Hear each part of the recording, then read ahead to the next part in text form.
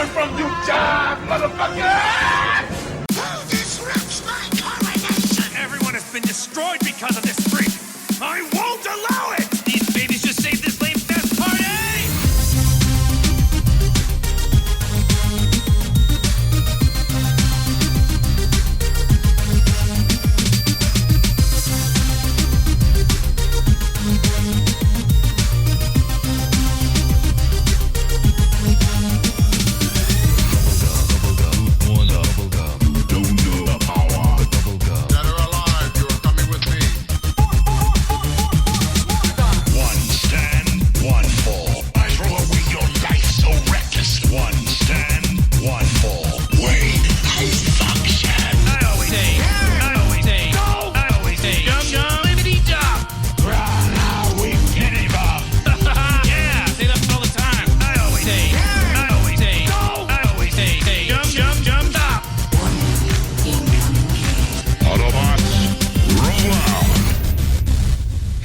What's going on? You are listening to This Week in Geek. I'm your host, Mike the Birdman, but I'm not alone as I trek through the wonderful time of year that is back to school. Hopefully you are being safe, you are being responsible, and you are enjoying your first week of college, university, and God help you if you're an elementary student right now. But I'm not alone as I trek through this wonderful podcast of entertaining weirdness. I'm joined with my co-host back in the TWIG studios. Alex, the producer. Yes, so we're going to start things off a little bit serious for this show, and I know that seems to be a reoccurring theme this year. Hey, it's 2020. Nothing surprises me. But we are sending our healing and well wishes to one of our good friends and longtime collaborator of the show, Andrew Roebuck, who had a stroke this past weekend. Thankfully, he is recovering in hospital and seems to be in relatively good spirits. I was informed by our mutual friend Kyle Saturday morning, and pretty much spent the entire day by the phone waiting for news. And one advantage he has is he's a young guy. Yep. So, hopefully he's able to spring back from this. And he sounds like he's tweeting and everything. So. Yeah, he's tweeting and Facebooking. So good for him. And his cats are being looked after. So yeah. So as long as I hope that he has a comfortable road to recovery. Yes, absolutely. So, Andrew, we are definitely pulling for you and looking forward to having you back on the show, as I just recorded a podcast with him last week on the Aliens franchise. So, I guess we'll see what happens with that. That being said, I guess let's kind of start things off the way we were normally planning on doing the show before news hit. Okay, so it's been an interesting week for me. As you guys often know, I talk about the week that is and forever shall be.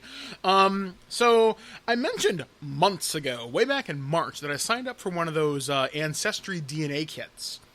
And I went through an ordeal of hell, to put it lightly, just endless amounts of back and forth. We didn't get your kit, we didn't do this, we didn't do that, him and Han.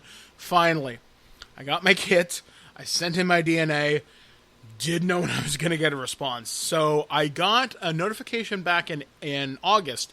Hey, we've received your sample. Cool. About fucking time. And then they said it'll take 2 months to process.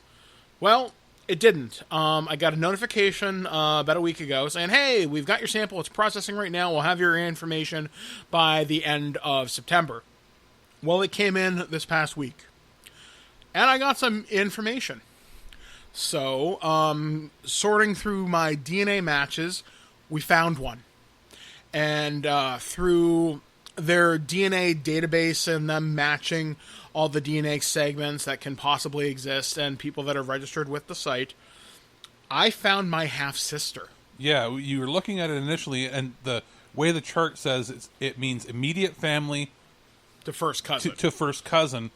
But that you had a 100% match within the close family, meaning it had to be... Yeah. Because it said it had to be either, aunt, niece, blah, blah... Or grandparent. Or grandparent, and based on age of the person and everything, you're like, no, it has to be sister. Yeah, so, now, it sucks because through Ancestry DNA, DNA or whatever, you can't message them unless they're a paid member or something stupid like that. So I did a little bit of detective work with Blair, and I found her on Instagram, and I was kind of hemming and hawing for like about a day or so, thinking that's a weird. How do you start that conversation without sounding weird? Yeah, it was like, hey, hi ho, neighbor. Hey, by the way, I think I'm your brother. Yeah, it was so strange. I'm like, hey, I don't know how to start this. I'm just going to fire from the hip. And I basically said, hey, I found your match on this. I think we're related.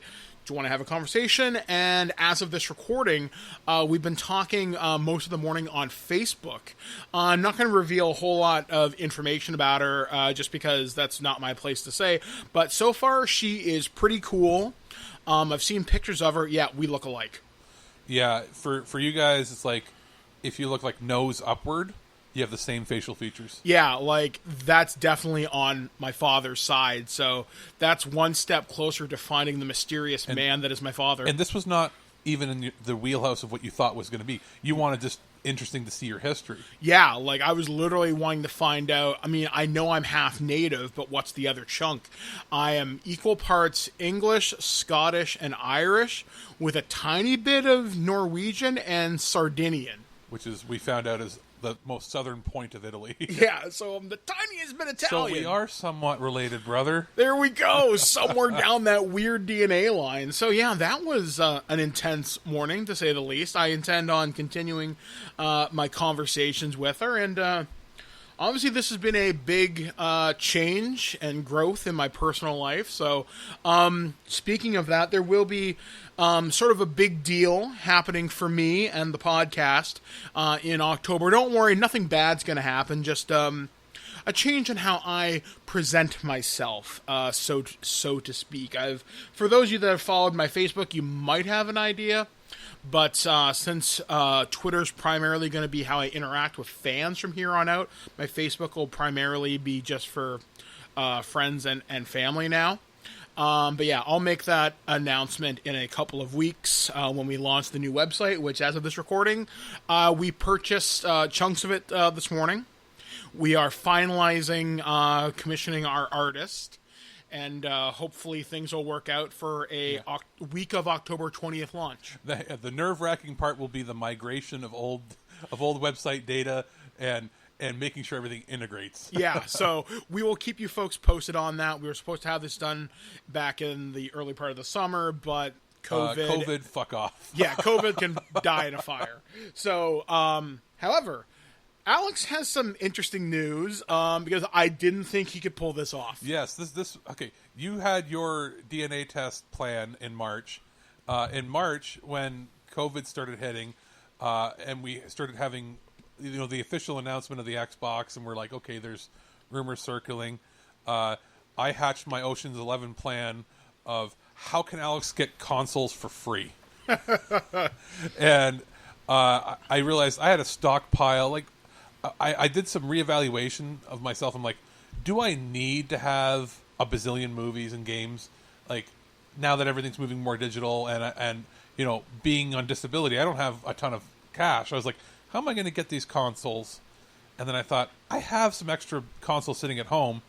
I also have a bunch of movies that I don't really want anymore. So I thought, well, maybe I'll trade in some stuff at one local store, use credit to get games and stuff that I can then take to EB Games and trade in, and maybe get one of the consoles for free. Well, then COVID hit. And I was like, fucked up the plan. And it fucked up the plan. Everything shut down. So I kept accumulating things, and I was like, downsize. I don't need this, whether it be feng shui or the whole, if it doesn't, give me pleasure, get rid of it. Mm-hmm. I determined that if it doesn't fit on one shelf above my TV or on my one wall unit, I don't want to keep anything if it doesn't fit there. Yeah. So over the course of the last several months, when some stores started opening for limited use, I was bringing in, like, here's a bag or two of stuff. Mm-hmm. And I ended up accumulating enough credit to pick up a bunch of used consoles. So I'm like, I ended up with 5 Xboxes, a couple Xbox One X's and some S's. And then I was like waiting, thinking, well, whenever the consoles get announced and when they get the pre-orders up, they'll do trade-in deals. But then I thought, wait, now there's that financing thing they want to do with the Xbox. They're probably not going to want to even have trade-ins. Like, they're not going to want to do the same sort of deals because they're going to want people to sign up for the financing versus using trade credit. But then I saw that EB Games was running a 4 or 5 day only trade bump in. You get like 20% more to trade in your consoles. So I was like, oh boy. I piled up all the consoles in a hockey bag, which, by the way, was like 150 pounds of consoles because the X weighs like 25 pounds. And I got halfway to there on a bus, got a message from an old roommate, and he goes, I saw that you're taking in consoles. I know how heavy that is. You want to ride from the halfway point? And I went, yes, sir. We rode over there. Had to buy an HDMI cable because I was one HDMI cable short of trading in because they need a complete set. Mm-hmm. And they ring it up in the system, and they're like, everything you brought in is mint, Alex. Great. Huh, weird error. Pops up on the screen. We've never seen this before. Error, cannot process, maximum credit reached. You broke the system. I broke their system. They're like, we've never had anybody trade in more than $500 worth of stuff, like as far as getting trade credit. Okay, is it a limit per day? Is it a limit? Oh, no, there's a hard limit per an account. You can never have more than a certain amount. And it turns out that certain amount is $1,000. Now, it's funny you mentioned that. Me and Blair remembered we hit the same error in Orangeville when I was trading to get Call of Duty Black Ops, the Juggernog edition, when I brought in laundry baskets full of old games. And they're like, huh. And was that an EB Games as well? Yep. Yep. So you must have hit 1,000 that time too. I was like, holy shit. And so I was $1,051 for one Xbox One S, 500 gig, two Xbox One S's, terabyte editions, two Xbox One X's, and one extra controller, and plus 3 games that were trade 3, and that's what it brought it up to. And they're like, we can't process this, and I'm like, okay, well, I was planning on pre-ordering Mario, the 3D one. Yeah, right? the 3D one that's like the limited edition one. So in doing that, it brought my trade credit down to $971, so it finally would process. And they're like, don't lose this receipt or card in case our system glitches on you. I'm like, you better believe I won't. And the guy goes, in the story, he goes, Jesus Christ, that's the largest trade we've ever had. And I'm like, what? He goes, we've had like 100 or 200 items brought in. We've never had that much amount. And I said, so what if I bring in my PlayStation eventually? He's like, you're going to have to buy something on that transaction or it won't process. Holy shit. So I talked to them, and because I'm an Onyx member, the reason I got so much was it was a 20% bump. Plus 15%? Plus 15 that's stacked, which I didn't know it covered consoles. But apparently it does for the trade-in deal. So it was not... You robbed the Bellagio. Yeah, so instead of getting my extra 15 that I would normally get, it was 20, and then 15 on top of that total as well. So it was compounded. Jesus Christ. So I was like, holy moly. It also meant that I ended up getting more for the game. So Mario is paid off completely. Mario comes out this coming Friday. Yeah. He's like, you're an Onyx member, so that technically means we hold your pre-order for 5 days. Yeah. And I'm like, okay, well, because Tuesday after that is when the pre-orders go up for the Xbox One X. Yeah. He's like, just come in on Tuesday, pick up your Mario, and then he goes, how much do you want to put down on the system once it's in our system? I said, how much? Pay that shit off. Yep. And then I'll have about $300 towards the PlayStation. Yeah, which we should have information from what I'm gathering from my sources. If we don't have a pre-order price at least by Wednesday night, I would be surprised. In fact, I will predict pre-orders will go live by Friday. It wouldn't surprise me. You remember how they had the thing saying sign up for notification? I'll bet you anybody who in the States signed up for that will get it that day. Yeah. And then stores will have it by the Friday, because they said they wouldn't spring it on you. Yeah. But they're also realizing that if the Tuesday after is when the Xbox ones go live, they'll want the Friday and Saturday and Sunday to get it early. It's the only time I've ever left an EB Games where I was laughing. I left there, I closed the door, have a nice day, and I was cackling. And my ex-roommate, he was like, dude, that was amazing. I don't know how you did that. I said, I've been planning this shit since March. And I still have, so I'll have $300 left over. I'll then have my PS4 Pro to trade in when the PlayStation comes out. So that will get me probably $200 in credit. Yep. So I might have to pay $100, or I might have more games by then. Yeah, who knows? To trade in. But like, I'm looking at what else is coming out before the consoles come out. There's not a whole lot. The reason I kept the PlayStation was there's still games that are going to be review games that come up for that. But if you notice, Xbox has nothing until the new system comes. Yeah, like there was just Tell Me Why and Battletoads, and that's it. And I canceled my Ultimate because I might finance the S eventually.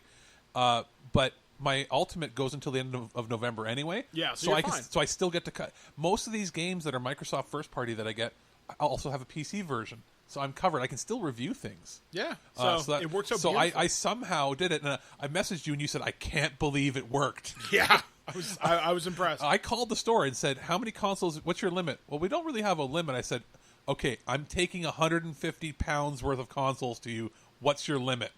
Well, if they're all in mint condition, we should be able to take them all. So it cost me It cost me $4 for an HDMI cable. You are indeed the Danny Ocean of the geeky world. Indeed. So, all right, guys. So we have a jam-packed show for you, as always, to bring you the news and entertainment from around the world of geek and dork and dweeb. But we also have reviews for you. We have a review of Tony Hawk Pro Skater 1 and 2 from Activision. We also have a review of a game Alex took a look at called Inertial Drift. And finally, we will have a review where you play a lobster-wielding nunchucks. Yeah, that's 2020. That is going to be ThisWeekInGeek.net. I have been Mike the Birdman, joined with Alex Producer. Here, it's time to ollie up, and let's take a look at Tony Hawk Pro Skater 1 and 2. Hey guys, Mike the Birdman here, and I'm here to talk about today's review of Tony Hawk's Pro Skater 1 and 2 from Activision and developer Vicarious Vision. A review code was provided to us on the PlayStation 4. Okay, so this is a game I've been looking forward to for so long. I've loved the Tony Hawk series since the early 2000s. My first Tony Hawk game was Tony Hawk 3, which I got with a PlayStation 2. And that's all I pretty much played for like a year. I fell in love with the soundtrack. I fell in love with skater culture. And I started seeking out all this stuff. So much so, I had skater jeans. I had my own deck. Couldn't skate to save my life. And I had a pair of like Volcoms or Vans or something.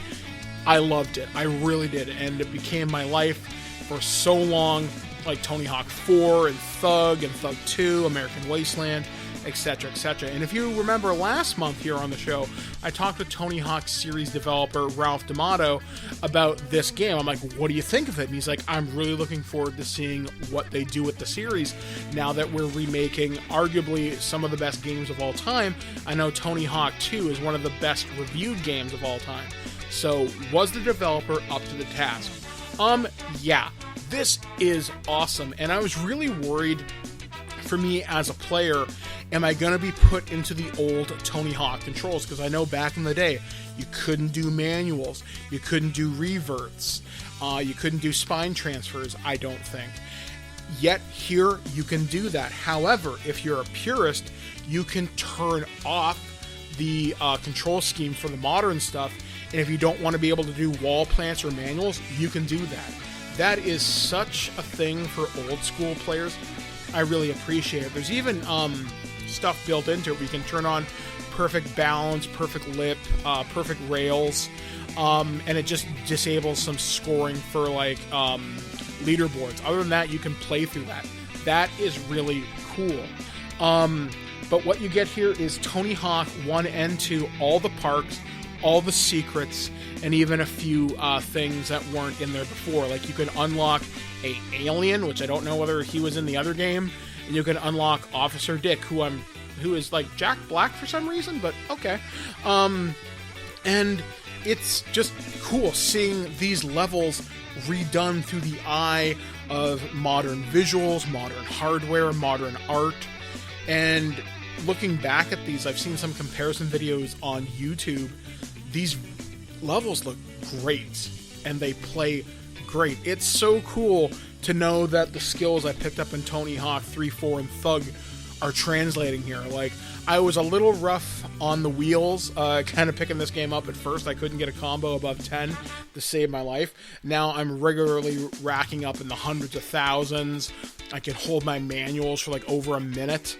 It feels great. I love it, and it's so zen for me. This is a game I can relax to, and why I can do that is because of the amazing soundtrack. A lot of the original soundtrack has been restored, though not everything, but they've added in some new stuff. One band, and I mentioned this when I looked at the demo, they have Billy Talent. Billy Talent's a Canadian punk band, and I'm so thrilled that they put in, I think the song's Afraid of Heights. But there's also a bunch of new songs here that have been curated, and they fit with the Tony Hawk vibe. And if you don't like those, you can turn them off, and you never have to hear them again. I've had to do that a few times, but whatever.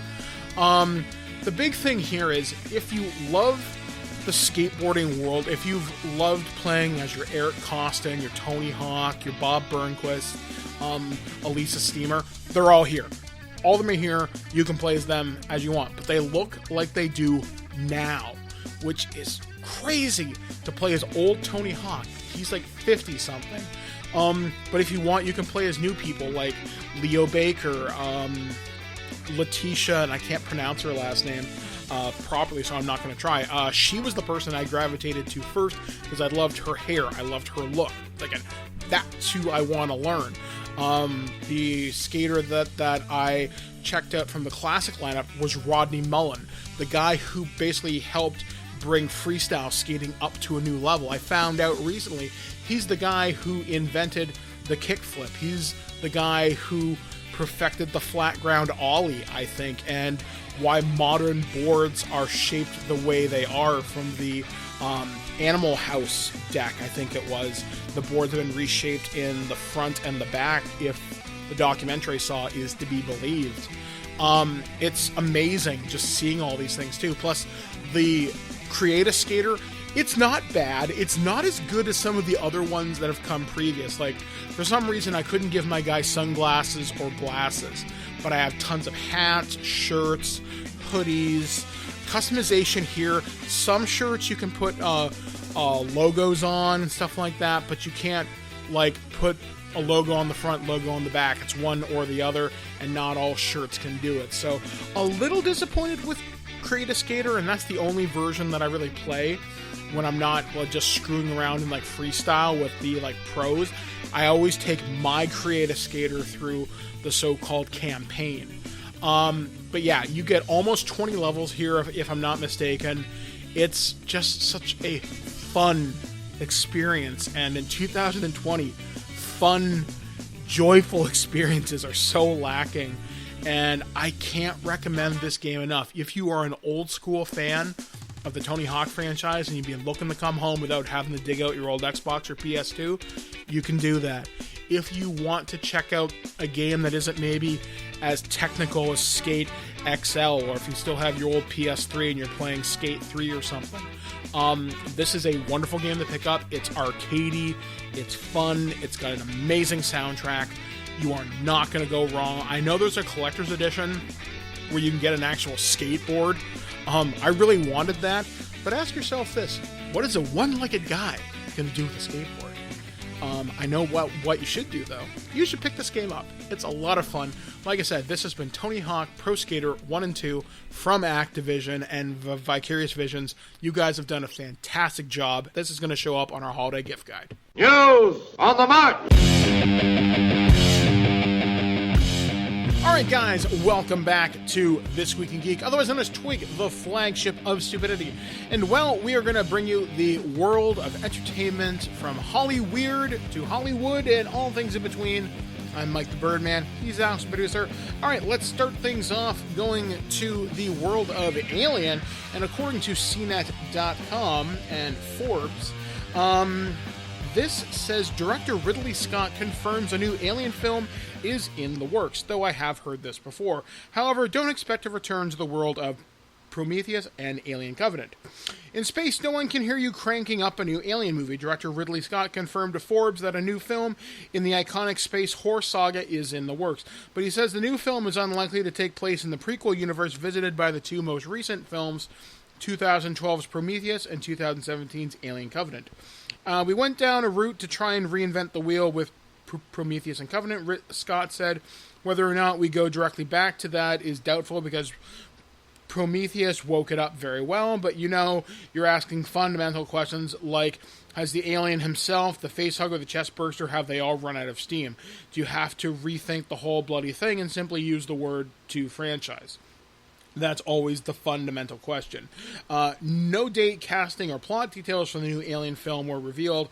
Back in June, CNET's sister site, comicbook.com, reported that two producers were working on a script idea that might involve the world of dreams. It would include the iconic character Ellen Ripley, Sigourney Weaver. Weaver herself hinted that the same month that it might be time to give Ripley a rest. Scott kicked off the Alien blockbuster franchise with the original movie back in 1979, but didn't direct the three sequels, Aliens in 86, Alien 3 in 92, Resurrection in 97. More than 30 years later, he has returned to the franchise for the prequel series. Scott most recently directed the first two episodes of Raised by Wolves, a new HBO Max series in which androids raise human children on a mysterious planet. Which is fantastic, by the way. I've heard people give mixed reactions. You know why they're giving mixed reactions? What? It's the entire show is about androids being created by atheists to raise humans on another planet after a war of all of the religions took place, and now the only survivors of humanity are religious zealots that nuked and killed all the atheists. Oh. And they don't want atheist androids raising humans. So an uplifting show for an uplifting time. It's very much like concepts from a 1950s, you'd figure. Yeah. But executed very well in modern day, and it looks like the Alien movies. That's how high budget it is. Well, it's weird. The guy who didn't like it is a guy I like and consider him very well read and very well watched. And that kind of struck me as kind of surprising. Yet our friend Aaron likes it. It's going to be polarizing. I really enjoy it. I've seen the first 2 episodes so far. Now, to get back to the story at hand, 20th Century Studios and Disney own the Alien franchise. This is a franchise that should come back, I think, because the Xenomorph is not done. But what do you do with it? I mean, I think I agree with Sigourney Weaver in giving Ripley a rest. And the original timeline, if you set a movie between Aliens and Alien 3 and involved colonial Marines, what I would do is give people not quite the greatest hits, but don't make a direct sequel to Aliens, because they tried that and it sucked. No. And even the video game Colonial Marines tried to do that, and there were some neat ideas, but it sucked too. Do you know what I think would be neat? Set it after the fourth one. Okay. And so 200 years in the future. 200 years in the future. But don't set it, make it that Earth ended up having a big war with them and ended up being problematic. There was a comic book done by Dark Horse called Aliens Earth War, but I don't know much about it. Yeah, I'm saying make it so that they did come to Earth and there was they killed a lot of people, and now we're hunting them. That we chased them off. We're hunting them, and if you really want to make me want to go see it, make it a team. Make it another Alien versus Predator movie, but not call it Alien versus Predator. Have it be have the movie start out with what appears to be predators hunting the aliens on a planet, only to have one of them take off their mask and it's a human underneath it, and we've teamed up with them. Well, they kind of hint at that at the end of Predators. The new Predator movie. I don't know whether I like your idea, only because it strays so far from the source material. But it doesn't matter if it strays far from the source material if it's a futuristic movie. I guess that's true. I mean, what I want down and gritty USCM Colonial Marines. But here's the thing: I don't want a retread of Vasquez. I don't want a retread of Hudson or Hicks. Well, because this is my thought: is bring the show full circle because that Predator movie, for having problematic elements, Introduce some interesting ideas. You could make it this way. It's a sequel to that without having to be a direct sequel to that, where we jump forward in the future and it's like, oh, like these aliens have now become so problematic and widespread in the universe that even the Predators are having to team up with other alien races to hunt them down. There was something, I talked about this with Andrew Roebuck, and hopefully you'll hear this podcast in a few weeks. I pitched an alien TV series, and here's what I would do. I would set it before Aliens, and I would have it be 8 to 10 episodes, no more. It starts out on a frontier world, and it's between the three major powers in the Aliens universe, which is not Weyland-Yutani, but part of the power structure they're a part of, which I think is the Three World Nation or some shit like that. The Union of Progressive People, which is the old Soviet bloc and a few other countries. Isn't Blade Runner in the same universe? Yes. And I'd have it be a frontier world. So would you make it androids versus them? Not quite, but I would have androids in there. So on this frontier world, there you will follow three main people, or three main sets of characters. You will follow Weyland-Yutani people who are obviously jerks. Okay. You will follow a frontier family like the Jordans from Aliens, and you will follow a squad of colonial Marines. When they get to the planet, hilarity ensues. Okay. But you do not show the alien. You can show the eggs and the face hugger in the first episode. That's fine. Okay. You don't see a full alien warrior until episode 4. Okay. Interesting twist. The family are androids. I would have... Or one of the... Like it's hidden. Let's say that the father, in quotes, is secretly... adoptive father. Adoptive father is a runner, like a rogue android that escaped the mining world. There is one thing they do talk about in Aliens, and they're called second gens.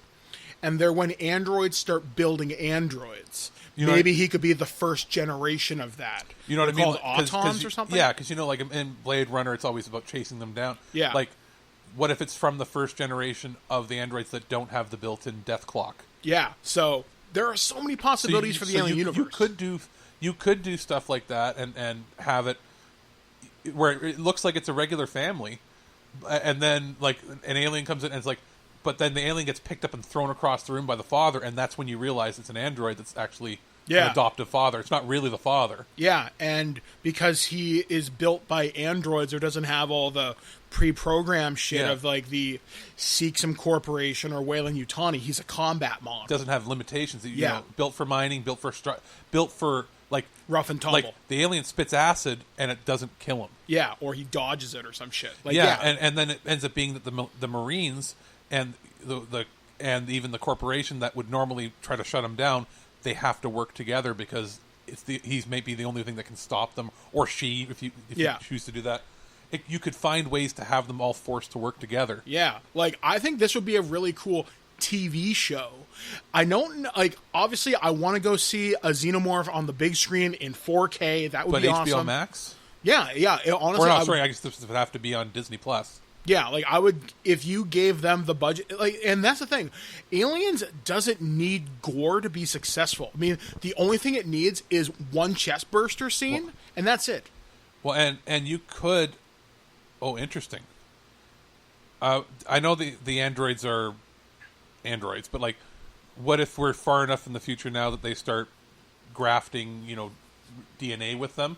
So imagine the look of a chestburster bursting out of an android. It needs to be it's something in the Aliens biology, but I'm getting way off track. What I'm saying is, in my mind, picturing what if they go to a planet and they find out that androids are being used to gestate them. There could be a possibility there. So just the image of all the white blood. Yeah, all the white goop. Yeah, with basically chestbursters coming out that are like they're used as incubators, for testing in a lab or something. Yeah. So that's what Weyland-Yutani could be doing. So ideas. I hope Ridley Scott does come back to it. He's getting old. I would want ultimately. Here's the thing. I don't want Cameron to do it again. You've made one. It was great You're done. Now, Stop. question: would you? He hasn't done anything in like several years now. What about if you brought David Fincher back now that he's one of the most respected directors and let him have carte blanche and didn't hamstring him like he was for the third film? Say, all right, we will not interfere with you. What's your vision for the I would show? give it to him. The guy that did Blade Runner 2049. Oh, Denis Villeneuve? Yeah. He's got the Dune movie coming out. That'd be a guy that I'd trust. Well, of course. One of the best sci-fi directors today, like, came out of nowhere. Yeah, so hopefully we will see. Now, we're going to keep talking about the world of television, and this one, you did call this, and you were right. So, according to comicbook.com, The Walking Dead is officially ending after its 11th season. Thank God. Season 11 will be a supersized season offering a 24-episode farewell tour with its supersized, or as we used to call it, regular broadcast season. with its airing beginning in the fall of 2021. The 24-episode run will span the fall of 2021 and beginning of 2022. It is unclear whether it'll be broken into 3 8-part segments of 2 12-part halves. The AMC Zombie Show began in 2010 with the premiere episode, Days Gone By, airing on Halloween. In the years followed, The Walking Dead became a global hit, claiming the #1 spot on cable and spawning several spin-off shows, including 2 more new series which will follow its conclusion, which I'm actually looking forward to, the teenager one. And I'll watch the end of the show. Here's my prediction. 9-episode first part, 9-episode second part, and then they're going to hold the last 4 episodes as a special over the summer. Probably. Or they'll do it as like a Halloween thing. Like they'll hold that, and then, fall of 2020, was 2021 they said, or 2022? 2022. I'm predicting that either in the summer or fall, they'll air them in a 4-block, 4-night event. One of the other things they also mentioned in the article is following the conclusion of the flagship Walking Dead, a spin-off centered around Norman Reedus as Daryl Dixon and Melissa McBride as Carol Peltier will go into production. The Walking Dead showrunner Angela Kang will run the Daryl Carol spin-off show. There will also be Tales from the Walking Dead anthology series, which will follow different characters in each episode. I'm looking forward to that. That to me, the look and feel, I'm already predicting it's going to be like, remember that show, what was that, Dead Man's Gun? Yeah. They'll have that sort of Western aesthetic, sort of because that could be really cool, especially in The Walking Dead. Like, you can tell, because all you have to do is follow the rules of The Walking Dead zombies. You could have an episode to really give homage to zombies that takes place in Italy, where it's like, what, and then it could feel like an Italian zombie movie. Mm-hmm. Like, you could have different famous directors. Like, you could contact Dario Argento to do a special episode, and it would be like a Masters of Horror type thing. Yeah, like, you could contact so many people. Now, it does go on. One of the people says, Kang says, I look forward to digging in with our brilliant writers, producers, directors, cast and crew to bring this epic final chapter of Robert Kirkman's story to life for our fans over the next 2 years, Kang said. The Walking Dead flagship series has been my creative home for a decade, and so it's bittersweet to bring it to an end, but I could not be more excited to be working with Scott Gimple and AMC to develop a new series for Daryl and Carol. Working with Norman Reedus and Melissa McBride has been a highlight of my career, and I'm thrilled we get to keep telling stories together. There are a number of additional spin-off shows in development as the network is looking to keep some of the popular cast members and characters on board moving forward with the franchise beyond the Walking Dead conclusion, but none have been made official at this time. And obviously the final season starts on, or the original season 10 finale is set to air on October 4th. 6 more episodes of season 10 will be producing beginning of October to air in early 21. Season 11 will go into production early 2021, and then it goes on to Fear the Walking Dead. The one that I want to see is called Walking Dead: The World Beyond, which will follow the Walking Dead season 10 finale on in October, and then new episodes of Fear the Walking Dead. Fear I followed for the first year and a half, and I liked it. Once the zombie apocalypse got going and they were encountering more survivors, I just felt they were milking it a little too much. But an anthology, I'll be interested in, because you won't require any previous watching. To, Yeah, to like get all into it. you need to know, the world came Like, to an end. I've even talked to my mom, and she loves horror stuff. Mm-hmm. She got bored after the first 2 seasons of Walking Dead, and she's like, I'm just not interested in catching up. And I said, what would make you interested? She goes, a show that they did where I don't have to know the history. That's the kind of show that they would be doing. Walking Dead Season 1, I felt was very... Slow. It engaged. Season 2 was good, and then Season 3, I was like, I'm Season done. 2, I don't know whether I agree with you on that, because that was the farm season. There was the road trip, the farm, the prison. I didn't like the prison. I liked parts of was the it prison. 4 or 5? It was one of the last seasons I was watching where they... Attacked the governor? Yeah. Yeah, after the governor, it stayed pretty consistent. I felt the show fell off the rails when they introduced Negan. Great character, wonderful actor. But when he kills Glenn... Which is 2016. 2016, the show was like, I don't care anymore. And I stopped watching for them. I fell out around season 8. Yeah. And then in the most recent... And that's when the ratings dropped from 21 million to like 15. And then after that, If you kill all the main characters, why would anybody want to watch anymore? Yeah, like Daryl and Carol are the only ones left. Even Michonne and them? Yeah, Michonne's gone, not dead, but has left the show. Yeah. Rick Grimes, Andrew Lincoln is gone, but he's supposed to be getting TV movies, which is fine. I want to know what happens to Rick. They've killed Carl, so you know, what do you do? So and the kid, well, when Negan bashes people's heads in with a baseball bat, you basically killed the heart of the show. Yeah, because people loved Glenn, and Maggie. And Maggie's still there because her show didn't get picked up again. That, what was it called? Whiskey Tango or whatever? And then she came back. Oh, yeah, that was bad. Yeah. It was a really bad spy show with bad chemistry. Lauren Cohen, I think was her name. Yeah. I mean, either way, I liked Maggie, but I was sad when she left, and then she mysteriously came back. Glenn was like he was the last innocence left in the show. Yeah. So, yikes. This one, again, sticking in the world of entertainment, this one does not surprise me, and I think I remember talking with you about this, because I know I had huge rants about this on like other podcasts. So, is this about Eric Nagler? No. Surprisingly not. Not about your arch nemesis? Is this about my arch nemesis, who I can't name or he'll sue me? I'm starting to find this man as my Hollywood arch nemesis, which is amazing, because I used to really like this guy. So, according to ScreenRant.com, Rey was a Kenobi in early Force Awakens plans, reveals Daisy Ridley. Daisy Ridley details how Rey became a Palpatine in Star Wars, revealing that she was briefly considered to be Obi-Wan Kenobi's descendant. Let me guess, she became a Palpatine because the idiot goon squad that works for Bad Robot decided that, hey, it'd be cool if we fucked with the script.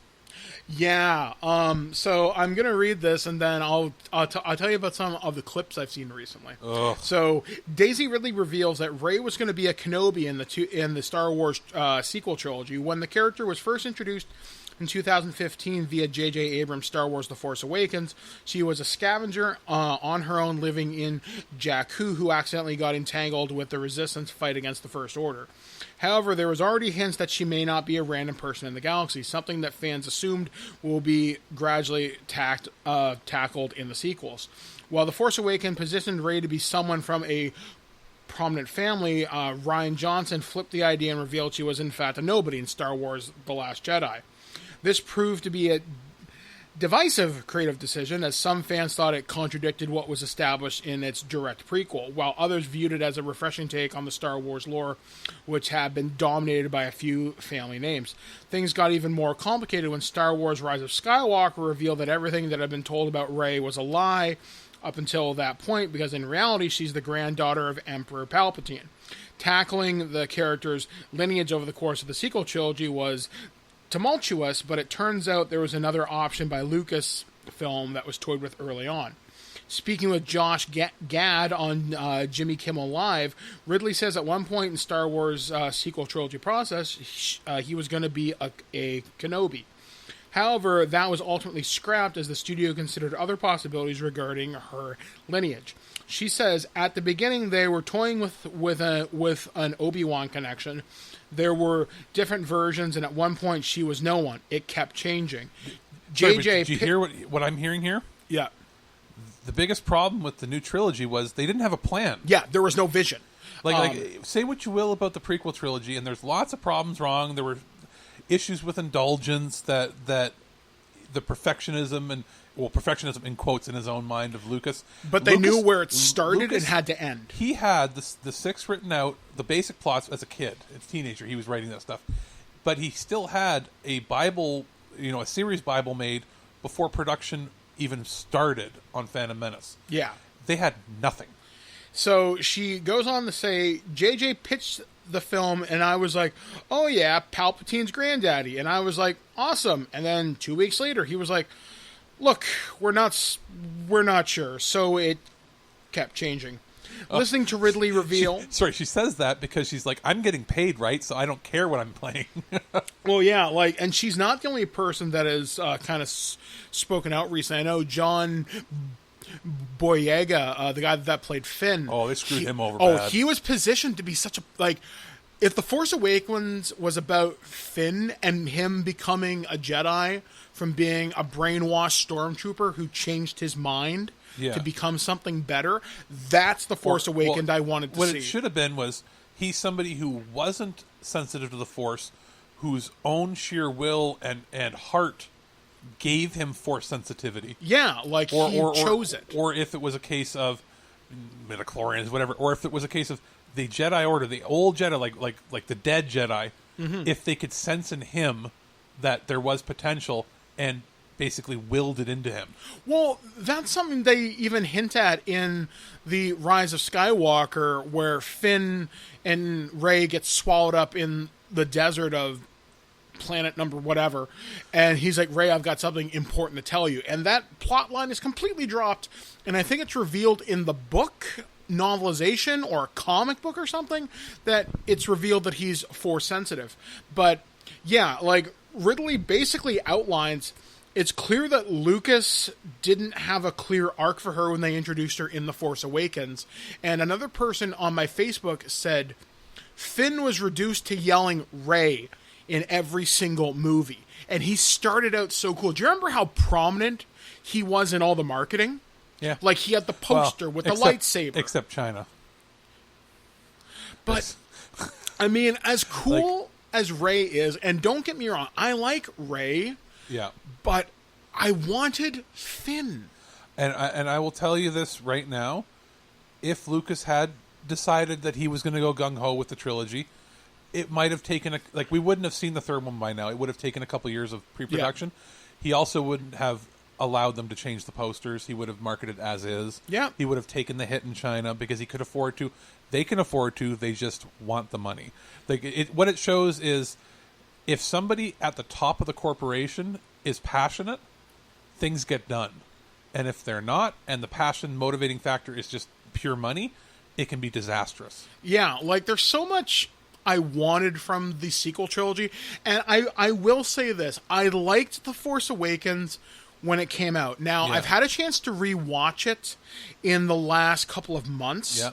My opinion has softened. Solo's a better movie. Hot take. Solo has parts of it I really like. Yeah. My favorite movie of the sequel era trilogy is Rogue One. By far. It was the only one where it truly felt like it meant to be part of it. Of the whole. It had connective tissue. Whereas Force Awakens and Forward, there are parts in each movie I like. Rise of Skywalker has some neat scenes, but from a story standpoint, I've ranted on this on multiple podcasts, on multiple radio stations. I can't fucking stand it. And it makes me mad as a Star Wars fan that this is how the Skywalker thing ends. And I'm not even as big of a fan as you. I was offended from a filmmaking standpoint, for somebody who has studied film, that how bad J.J. Abrams made that movie look. If the other guy had gotten to make his movie, because some of the concept art that came out looked really cool. And even if Rian Johnson had come back and who was divisive about the plot, he would have made it look good at least. His movie looked the best out of the trilogy, as far as from a visual standpoint. It looked less fake in quotes. More interesting things happened in Last Jedi, and I remember hating Last Jedi for what they did to Luke Skywalker. Yeah, but you know what? I've changed my mind on that. Yeah, like you might be argumentative about that, but you couldn't complain that the movie looked bad. No, this new one looked, for how much it cost, it looked like a green screen affair. It looked worse than the green screen effects from the prequel trilogy. I think my biggest problem, and this will be the last thing we talk about with it, as you mentioned, there was no series viable. There was not, okay, guys, we have to hit A, B, C, D. We have 3 movies to do it. We have a combined, say, 10 hours, whatever. Yeah. We have to hit these points. Let's make it work. When your plot changes day to day because of what the studio thinks they could do on the budget they have, and you don't know until you're doing your dailies what it's going to look like. Yeah, like I wanted Finn as a Force-sensitive stormtrooper rebelling. Having Rey as a Jedi, okay, I'm fine with that. Half of the characters were inconsequential. Yeah, and they completely sidelined that character from The Last Jedi, Rose. She was supposed to play a much more prominent role, and John Boyega said recently him and Rose Tico got treated like shit. Remember what's her name from Game of Thrones? Played the Stormtrooper General or whatever? Oh, Captain Phasma? Yeah. You know they marketed her as being the biggest villain of the series. Like they were shown in the original trailers. Oh, yeah. Yeah. Like less and then she gets thrown in a shaft in less Last screen Jedi. time than Boba Fett. Less threatening. She's got more lines. Yeah. You know why they marketed her? Because she was popular in Game of Thrones. And she looked cool. She was a chrome stormtrooper. But she was useless. Useless. Every single character in the show was useless. There wasn't one person, like bad guy Snoke, no, useless. Not one person was menacing or had any threat to the... Like, nobody was a threat. Not even the Emperor was a threat. Nothing felt dramatic or threatening. I would argue Kylo Ren was, at least because Adam Driver gave a good performance, but it was emo bullshit. I didn't like his performance in Last Jedi, but he was... Love me, Grandpa. Okay, the part that pissed me off was in Force Awakens, and then we really should drop this because I can rant for like an hour. Yes, where like he takes off his shirt and he gets burned, and then he does this, and you're gonna hear this on mic, but I'll show Alex. And then he pumps himself up with the lightsaber. Yeah, he was like doing a gorilla. He was like a gorilla chest beating. Yeah, it's like Hulk Hogan getting hulked up, ready to fight. It was so ridiculous. It was bullshit. I was waiting for him to shake his head and put his hands to his ears. And then the Emperor shoots lightning into the sky and blows up ships. Fleet. Yeah, sure. Yeah, okay. Because they didn't do that in the comics. Because the Space Wizard is more powerful than Galactus now. It was such bullshit. I have the power of all. Blah, blah, blah, blah, blah, blah, blah, blah. Lightning bolt sky. It looks like it was hand drawn by Filmation.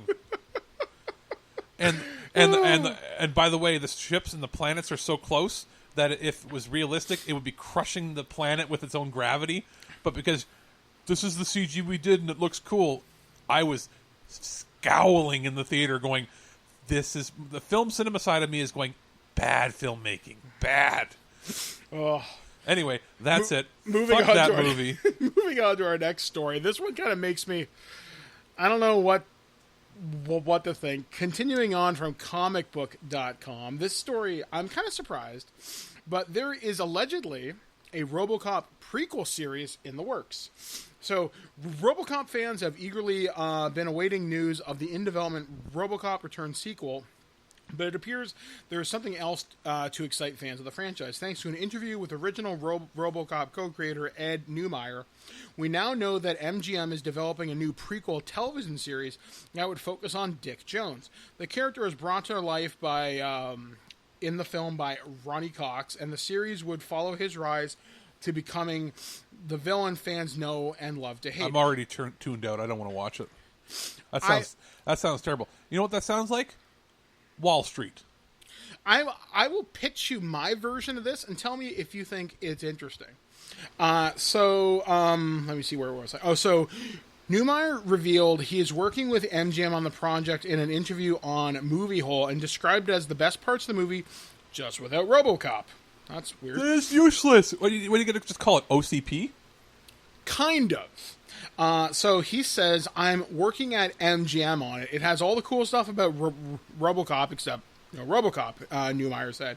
I'm working with these two writers, Dave Parkin and Rob Gibbs, who brought this idea to a TV producer friend of mine, who then brought it to me. The first time I heard it, I knew it was a cool idea because I could see a lot of the things you could do with it.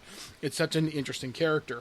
When asked if it would be more of a more satirical take on the politics and society, Neumeier said the premise opens up a lot of possibilities and angles they can tackle. There's the idea of doing things about business and law enforcement in the city of Detroit a minute and a half in the future.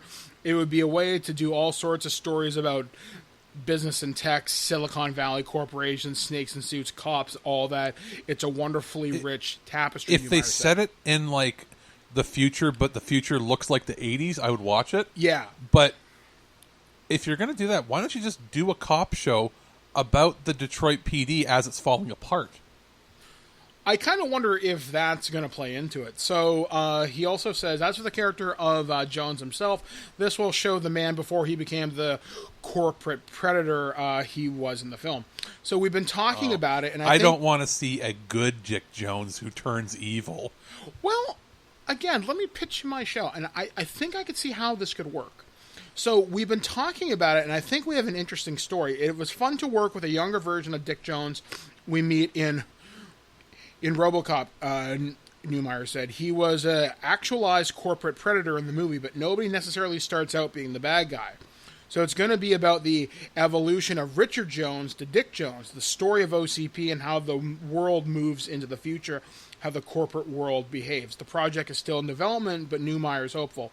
With any luck, if MGM is willing, if we can find the partners, if we can get this pilot made, if we can convince a bunch of people. It's amazing how many people you have to convince. If it all works, maybe we'll get a TV show up, Neumeier said. You know what would be much better? What? Make it about OCP, right? And it starts out with the old man who's not really that old yet. Yep. Hiring people. And have it be about two people.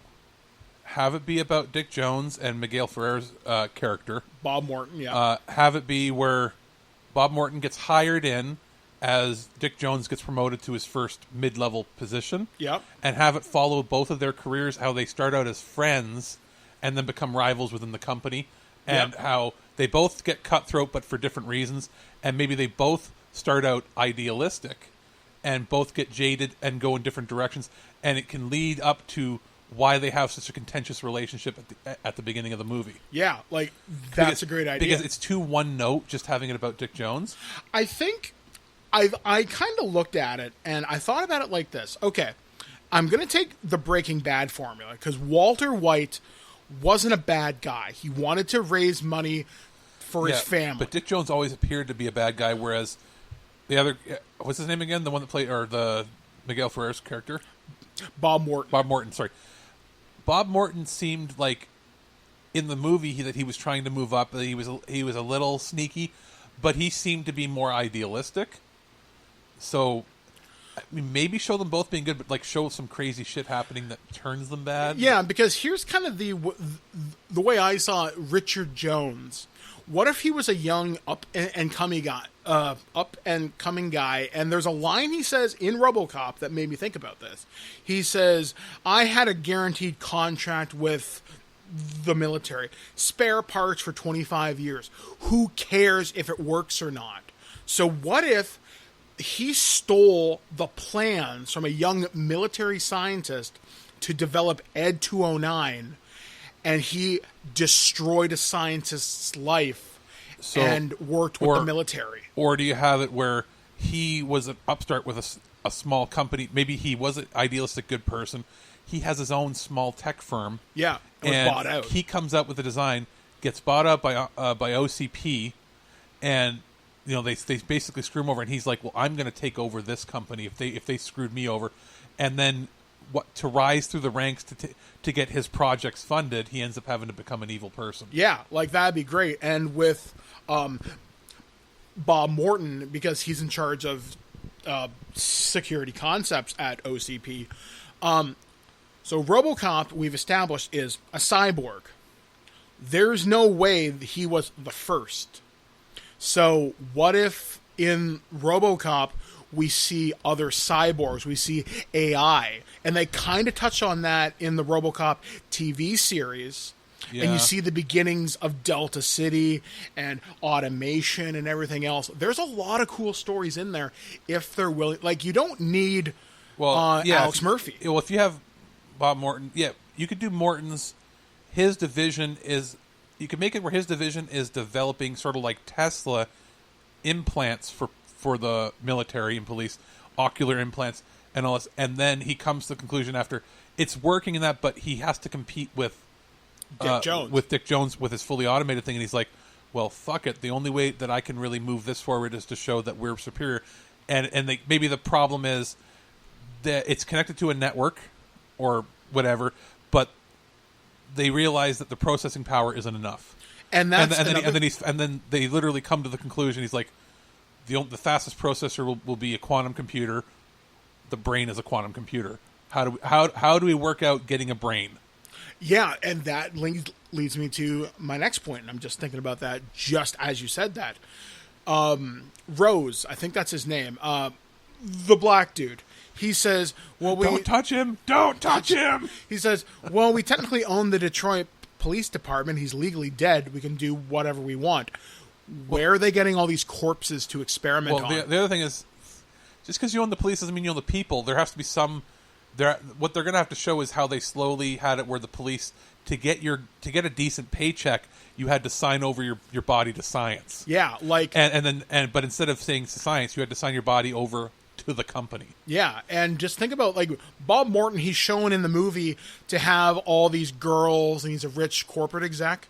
What if developing the RoboCop technology, maybe he had a dying sister or a wife or a father or something? The initial thought was to save somebody. Maybe the initial thought was to save somebody with cybernetic implants. Yes. And when he couldn't get the funding initially for medical purposes, he joins OCP because he knows military. If he develops at least for the military, maybe it'll trickle down into this. And then while he's working up the corporate ladder to get the funding, that person in his life dies, and he just goes, fuck it, and embraces the corporate life. Yeah, see what I mean? The world of RoboCop is interesting. You don't need Alex Murphy. So if this happens, I'm okay with it. So, our final two stories, we're briefly going to touch upon Ubisoft Forward. I caught about half of this because I was out, grocery shopping, so I watched this on my iPhone. The only thing, I'm interested in two things.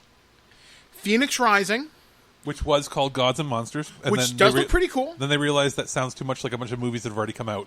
It looks neat. It's Zelda, Breath of the Wild meets God of War. I'm okay with it. And Shadow of the Colossus. Yeah, I'm like, all right, fine. It looks neat. It looks harmless. It's Breath of the Wild at a good frame rate. We're going to get a review copy. Yes, and you get to make Link look like you or whatever your creation wants.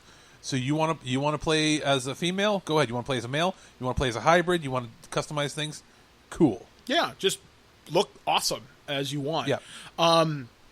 This is probably the worst kept secret in the world, but we've all suspected it was coming.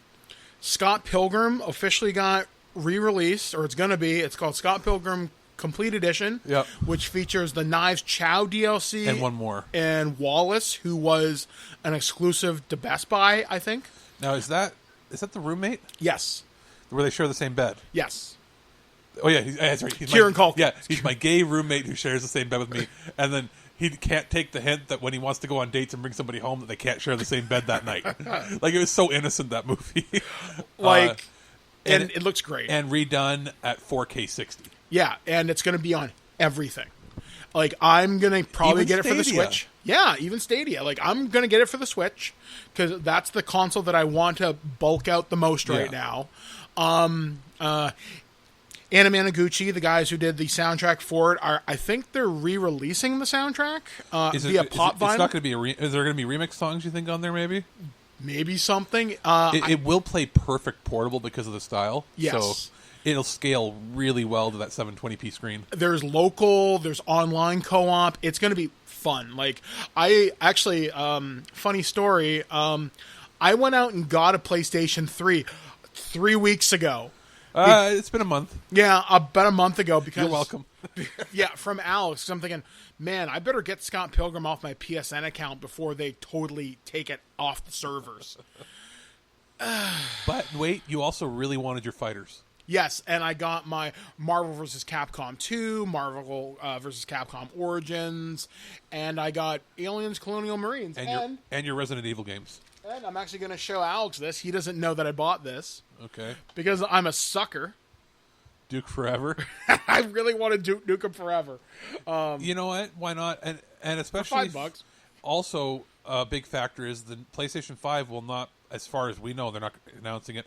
It won't be having the built-in player for PS1 games. Yeah. So the PS3 you got from me, you can, if you get PS1 games on disc, you can just pop them in, and they work. But also all of your back catalog of PS titles. You don't. Yeah. Like if you don't have a PSP or a Vita, it's the only platform to play those on now. Yeah. Unless you really want to go retro. Yeah. So I'm glad that I did it. You saw the entire conference. What was worth mentioning? They're doing an Olympics sort of for Rainbow Six. It's country versus country. They've really invested. It's a in that. multi-million-dollar big event. They're trying to make it sound like they're going to do it in person, but even if they don't, it's big. And it's I don't know the basketball player's name, but it's a Hall of Fame or is it? What do they have? Like not World Series. That's baseball. NBA. He's a champion player who's Yeah. like the spokesperson for it, and is going to be the league premier or something or other. Okay. Basically, the face of the program. Okay. Which is cool. They showed off a bunch of other games. Like, what's the one that's not that? They're not Rocket League or what's the Hyperscape? game? Yeah, it looks okay. They showed off some more Season 2 stuff for that. I really need to play that.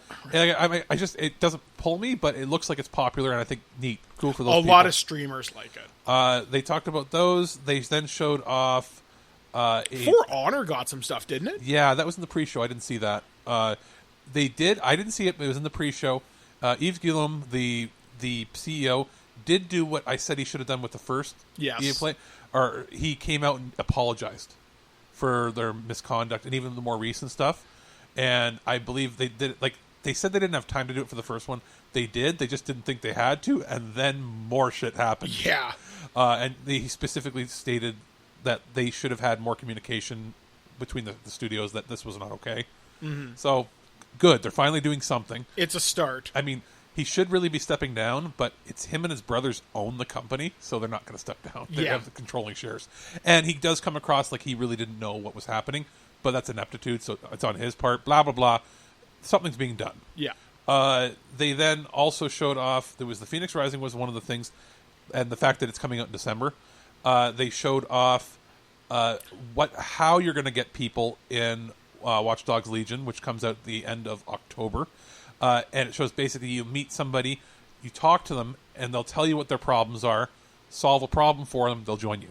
And you get Aiden Pierce from the first Watch Dogs. If you get the Seasons Pass. That I hope we get Seasons Pass because I loved the first Watch Dogs game. It's the first part of the story DLC. Yeah, so that's going to be fun. Yeah, they showed that, and then they also showed off. Why am I drawing a blank on the name? It's a downhill racing game. Is it that Trials, whatever? It looks like Trials. It's not. It's a downhill racing game where it's like you can hand glide, you can use a jetpack, you can use a bicycle. The Crew? No, it's not. It's a brand new IP. Oh, brand new IP? Okay. I'm drawing a blank. You'll know what it is when you see it. It looks pretty fun. It's what if you mixed downhill racing over crazy terrain, like really fast, massively multiplayer, like Fall Guys meets racing? Yeah. Okay, weird. Pretty. All right. It looks kind of cool. It's got that very colorful style that like the Crew and all those sorts of things have. Then they also showed off. Those were important. Is that it? I don't think they announced anything else. Oh, they Some did. shit for Rainbow? No, it was not that. It was Prince of Persia, Sands of Time Remake? remastered. Yeah, remastered. Or not remastered, remake. Yeah. Looks like shit graphically, but they did say it was alpha. But if it's alpha, it's coming out in January. It's like, that's really soon. It's an Indian studio that they own making it. So maybe the build was from a little while ago and we just haven't seen the modern build. But it doesn't look next gen, and it's actually not coming to next gen. It's coming to current gen. Oh. So I think pandemic pushed things around. It was probably supposed to come out in the summer. I was hoping it was going to be a remake of Prince of Persia 3D, which is the game they made before that. That was sort of what put them on the map.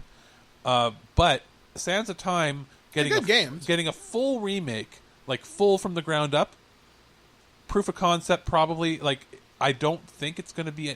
They can't charge $80 if it's previous gen, and it's not. It'd be like $50, and it doesn't have the look of a high-end game. Like, it does. It really does. It looks like a B title. It doesn't look like a AAA. But again, we could be wrong. Yeah. And we'll probably get a review code to check it out when it does come out. Mm-hmm. But it is cool that they're giving other studios a chance. So they're giving their Indian studio a chance to build it. I think it's the first game they've built from the ground up. So yeah, we're looking forward to seeing that. So we will have reviews of Watch Dogs, where we are confirmed getting Assassin's Creed Valhalla. Yeah, they didn't show really much of that because that one's pretty much set in stone. All they said about that was they moved the date back a week, and it's coming out day and date with the Xbox Series X. Well, now they don't have to compete against Cyberpunk. Yes, correct.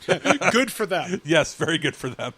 So, all right. So our final story comes courtesy of GameIndustry.biz. GameStop will close another 400 to 450 stores this fiscal year. It's already closed 388 stores year to date. GameStop continues to up the number of stores it says it's going to close this year with the latest plan to close between 400 and 450 stores globally during the full fiscal year of 2020.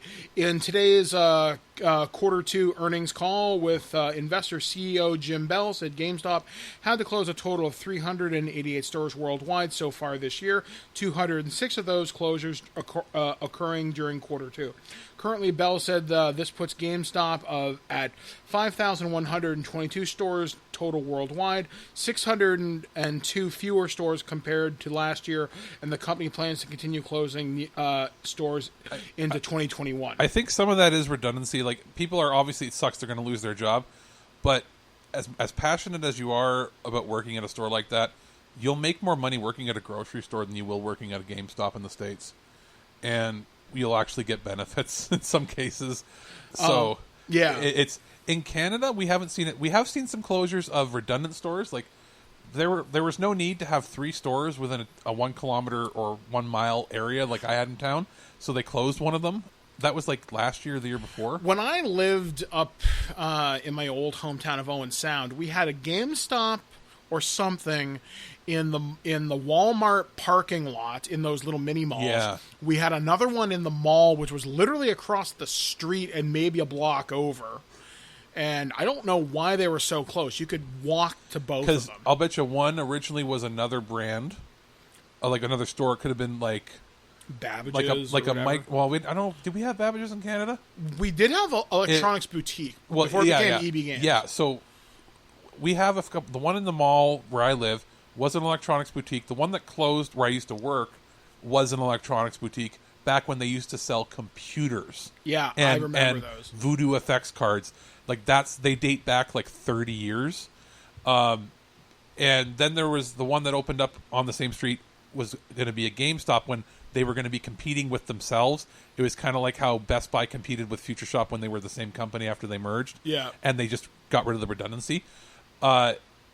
I can see why they were shifting around, but we're not being affected. You notice none of these closures have been in Canada because we're a smaller market. There's less stores here to begin with, and they all do really well. Whereas in the States, you're having situations where people are like, man, my GameStop just closed. It's like, yeah, but 2 minutes down the road, there's another one. Yeah. It's a case of the bubble burst in the mid-2000s, and people, when they go to a game store, they want to buy games. They don't want to buy 70% toys that you're selling. Yeah, and their toy selection, objectively speaking, unless they're exclusives, they're not worth it. And I'm sorry, you don't need a wall of fucking Funko Pops. No, but if you tell me there is an exclusive Power Ranger, they are or Marvel this Legends, is the thing. With we have Toys R Us, which they don't have anymore, but Yeah. Toys R Us doesn't have the exclusive Power Rangers lines that they're getting. Yes, if I want the exclusive Lord Zed and Rita, The Lightning editions or whatever they're called. No, those you can buy in Walmart, but if you want the exclusive Zed and Rita, you got to go to EB Games. And EB Games also has an exclusive licensee deal with Marvel Legends too. And I think it's Bandai that makes the My Hero Academia toys. They're like Funkos, but a little better. Yeah. They have the Canadian exclusive rights, not even Amazon. So, they're being smart in that they're getting rights to import toys. And I think they've carried some really high-end Power Ranger stuff. Yeah. Like, I remember, I may have seen, I think it's called Soul of Chokin or whatever, and you can get, the Dragon Zord, which is really nice. And on the website, not in stores, but on the website in Canada, they're one of the exclusive distributors of Hot Toys. Yes. So, the article goes on to say, at the end of late last year, GameStop had projected it would close as many or more stores than it had in 2019, a total of 321 the company had already exceeded for this year. All this as part of GameStop's plan, or GameStop's ongoing de-densification plan to cut costs by closing its less profitable stores, a plan it kicked off in the second half of 2019, which included completely winding down operations in Denmark, Finland, Norway, and Sweden. Bell noted later in the call that this process, the company was a large way through, but had not yet been completed, as the company was opting to, in many cases, let its leases run out and simply opt not to renew rather than try and buy out of leases. I mean, it sucks for the people that are going to be losing their jobs. The pandemic certainly didn't fucking help. But I'll be honest, they're. I'm not going to call somebody low skill, but they're low skill required jobs that you could transfer the skills you've learned there to any retail retail location of anything, or even online retailing or customer service jobs. So they're not. I feel bad. The only people I feel bad for are if you're in management, you've been a lifer in quotes, anybody that's been there more than 5 years, let's say 10 to 15, and they don't put you somewhere else. You're probably not going to get retirement when you work at one of those places unless you're a district manager, but if you've put in 10, 15 years, that's crazy. But for the part-timers or the kids, they'll land on their feet, but for the managers, maybe start shopping your resumes around now.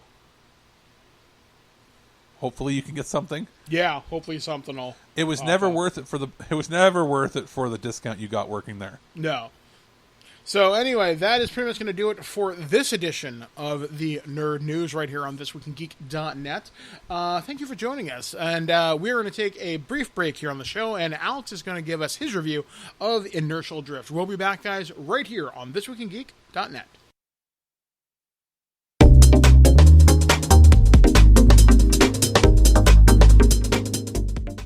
Our friends at PQube sent over Inertial Drift to check out on PlayStation 4. It was something that had been a bit on my radar, in that I'm always looking for a good, different arcade-style racing game. And this sort of checked the boxes in my book for what would at least be an interesting play, if not amazing.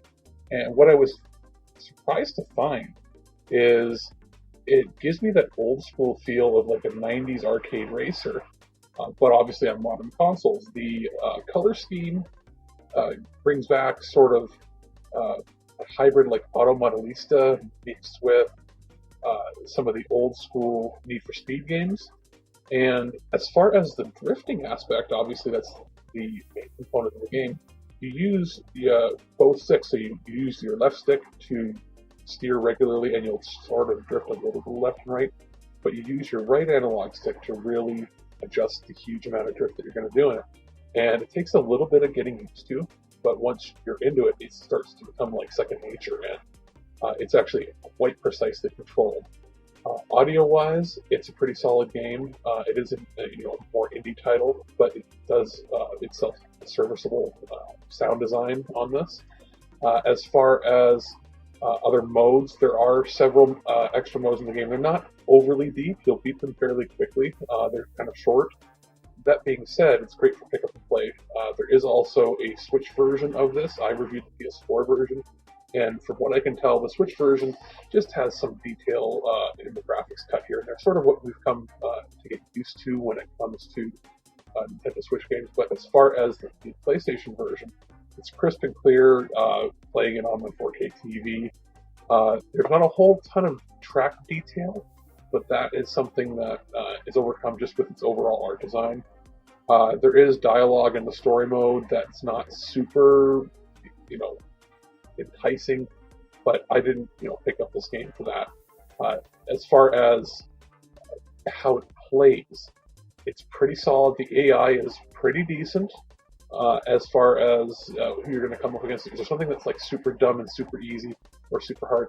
It feels like a hyper neon, sort of hyper realized, almost cell shaded, like Ridge Racer hybrid, and it's exactly what I'm looking for in a modern racing game. Because everybody out there makes these high-end simulators now, and those are fun and great as technical demos, but they're not always the most fun to play long term.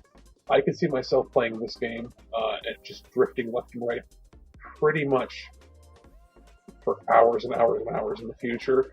I'm glad that PQube is publishing things that are sort of a little bit out of their wheelhouse. Traditionally they're known more for adapting like Japanese games that are like visual novels or licensing titles like that. The fact that they're licensing stuff that's different like this, I hope to see more from them in the future this way, and it's definitely something you should pick up. We don't do a lot of 1 to 10 rating systems here, but this is a solid B+ or A-, especially for a smaller release of a racing title. Inertial Drift is something that if you liked Ridge Racer back in the day and you liked like Auto Modelista or other hyper stylized racing games, this is one to watch out for. What makes you qualified to be a reporter? I'm willing to violate anyone's privacy for my personal gain and then claim with a straight face that the public has a right to know. By the hand of Zeus, what manner of deviltry is this? I love fake alien poop day. Alright guys, welcome back to ThisWeekInGeek.net. Well, it is time to talk about the strange, the unusual, the just plain fucked up things that happened on this planet this past week. And we're going to start things off by going where no one has gone before. That's right, we're going to talk about Star Trek. And this is not Future Imperfect. I am not joined with Steve Megatron Phillips. I'm going to be talking about a story about Star Trek releasing their official Klingon blood wine. Star Trek fans can soon toast the honored dead of Stovacor, and with official Klingon blood wine. Wines That Rock, the company behind Star Trek Wines, announced its next collection under license from Viacom CBS Consumer Products. Star Trek Wine's next release includes a 2018 Klingon blood wine, Cabernet, word with an S. Sauvignon and United Federation of Planets Special Reserve 2019 Sauvignon Blanc. Both wines, along with the Chateau Picard Cru Bourgois and the Special Reserve United Federation of Planets Old Vine Zinfandel, are available exclusively at StarTrekWines.com. Fans of Star Trek, the original series, and Star Trek The Next Generation will recognize the Klingon blood wine, a drink used to salute Klingon culture, 3 pillars of honor, duty, and tradition. Kapla! The official Klingon blood wine comes through a collaboration between Viacom CBS Consumer Products and Wines That Rock. While developing the wine, the Wines That Rock teamed with the Klingon Assault Group and the Klingon Language Institute for their Klingon culture expertise. The company crafted everything from the design aesthetics, the language, and the wine itself with authenticity in mind. As an Easter egg for fans, blood wine bottles will also feature 4 separate unique corks with Klingon proverbs. Pre-sale of the Klingon blood wines began on September 3rd, with a ship date of September 17th, the Klingon Day of Honor. In the honoring of the ancient methods of the great Klingon vintners, premium Cabernet Sauvignon, I'm pretty sure I'm fucking these names up. You're actually pretty close. Grapes went into the traditional blood wine to cultivate intense flavor that glisten a vibrant ruby color in the glass with the aromas of dark chocolate and bold flavors. Each bottle is hand-filled and expertly wax-dipped at an E2 family winery. The other new wine in this wave of Star Trek wines releases is the all-new Federation of Planets Special Reserve Sauvignon Blanc. Each limited edition bottle is individually numbered. Designed as a companion to the United Federation of Planets old wine Zinfandel, its futuristic round shape and its unique label cut were inspired by the Starfleet Delta and as a nod towards Star Trek The Next Generation uniforms. United Federation of Planets Sauvignon Blanc was crafted by an intergalactic sommelier and designed to please planets on to please palates on multiple planets. Wines That Rock created the bottle's design with design wine quality as if intended for serving at the United Federation of Planets official gatherings.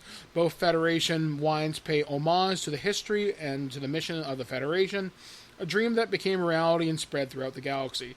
Star Trek Wines is one of our all-time favorite projects. The collaboration between Star Trek experts from Viacom CBS Consumer Products team, our award-winning winemakers and designers, as well as several of the world's leading Star Trek and Klingon experts, have produced 2 new additions to the official Star Trek Wines collection that our entire company are proud of, said Wines That Rock President Howard Jackowitz in a press release. Our goal is always to create the great tasting limited edition collectible wines that we as fans want to own and enjoy, as Klingon warriors would say, Qapla'. Cool. It's cool. I mean, limited edition drinks are not unheard of. I know there was like a Fallout dark rum. Didn't they but do the Romulan ale shit. before too? I think so. It just makes me think of Dan Aykroyd's Crystal Skull bullshit. I would be very curious to know how much this costs. The Crystal Skull stuff tasted like jet fuel and was twice the price of Bacardi. But he always does signings for those wine or for the vodka, which I think is kind of cool.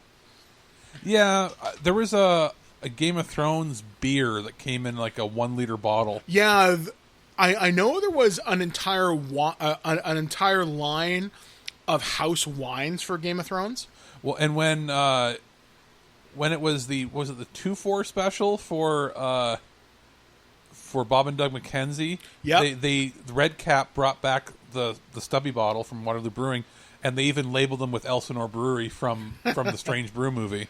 So like those are fun because those are pretty tasty beers, but also for the collectors out there that collect single bottles. See, I'd be very curious to try that Klingon blood wine when they mentioned chocolate. But I've had a chocolate beer and it was fucking gross. Oh yeah, but here, oh my god, I can't believe they haven't taken advantage of this. Why haven't they made it a tequila with the worm so it would be like Gok? Right? It would have the worm in there. Gok, and it's just, come on.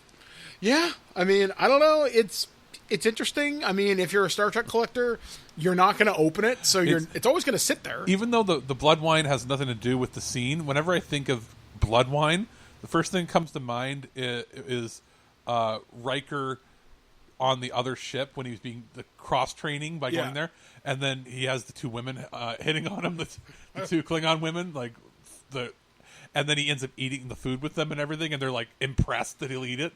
But then I also think of I forget who was playing him, but it was a Klingon that challenged Data, and he sits down, they're doing like the arm wrestle thing, and Data beats him in 1 second. He's like, "The fuck," and gets up, headbutts him, and knocks himself out. Yes, I remember. And then he's just like, "Now we're best friends." This next story, it's a little serious, only because of the loss of property damage, and it's terrible. So this story comes courtesy of CNN. A pyrotechnic device at a gender reveal party sparked one of the California wildfires, burning over 8,600 acres. One of the multiple wildfires burning in California was started during a gender reveal party, officials said. A smoke-generating pyrotechnic device used at the party sparked at the El Dorado fire in San Bernardino County, Cal Fire said in a press release. Because selfish, stupid, idiotic, self-indulgent things like that are necessary, right? Yep. So the fire started Saturday at 10:23 a.m. Their time at the El Dorado Ranch Park in Yucatan, and spread from the park north to the I can't say this word. Yucapata. Doesn't matter. It's burnt down. It doesn't exist anymore, so it doesn't matter. That's terrible. It's terrible. But you saw the tornado of fire, right? I did. I couldn't believe that was real. All the memes that are like Blade Runner 2049 or have you seen the drone footage? Okay, I saw one where they were what they showed was they put the HUD up in there and they're like Doom on ultra settings, and then below that it said, "Oh wait, no, this is just California with Doom's HUD." Yeah, it's yikes. So according to this, the fire has since grown to 8,600 acres as of Monday and is just 7% contained, according to the San Bernardino National Forest. Surveillance video from the party showed a couple with several children walking into the grass at the edge of the El Dorado Ranch Park. Another person is seen in the video appearing to light the device. Soon after, the family can be seen on video scrambling and grabbing water bottles as the flames grow. It really is a tragedy. It's sad. They were hoping to remember the day in a different way, said the Cal fire investigator, Captain Bennett. Captain Bennett Malloy. I'm stumbling over my words. Well, really while you read that, my great uncle, who's 90, lives in Petaluma, California. Washed his car, went to bed, woke up the next morning, went outside, and he's like, "What's wrong with the car?" And it was ashes that had stained the car. Oh, and that it's spreading to the south. It's spreading all over there. Yeah. So before I stumbled, so according to Cal Fire Investigator Captain Bennett Malloy, adding that 80% of fires that are caused by humans and people need to be more aware of their surroundings. You need to be extra cautious because you could be liable.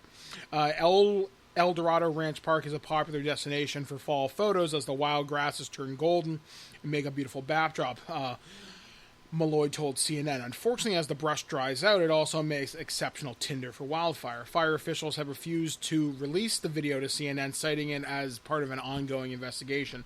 Oh, they're going to get in big shit. Oh, yeah. Those in the gender reveal party, including the person who set off the device, the family, and the person taking the photos, have been cooperating with the fire investigators, according to Malloy. If the district attorney pursues the case, the person who ignited the pyrotechnic would be the person charged, said Malloy. Currently, the fire investigators have identified at least 3 laws that have been violated, including igniting the land and arson. The level of recklessness will determine whether those are filed as misdemeanors or felonies. Based on that, penalties could vary.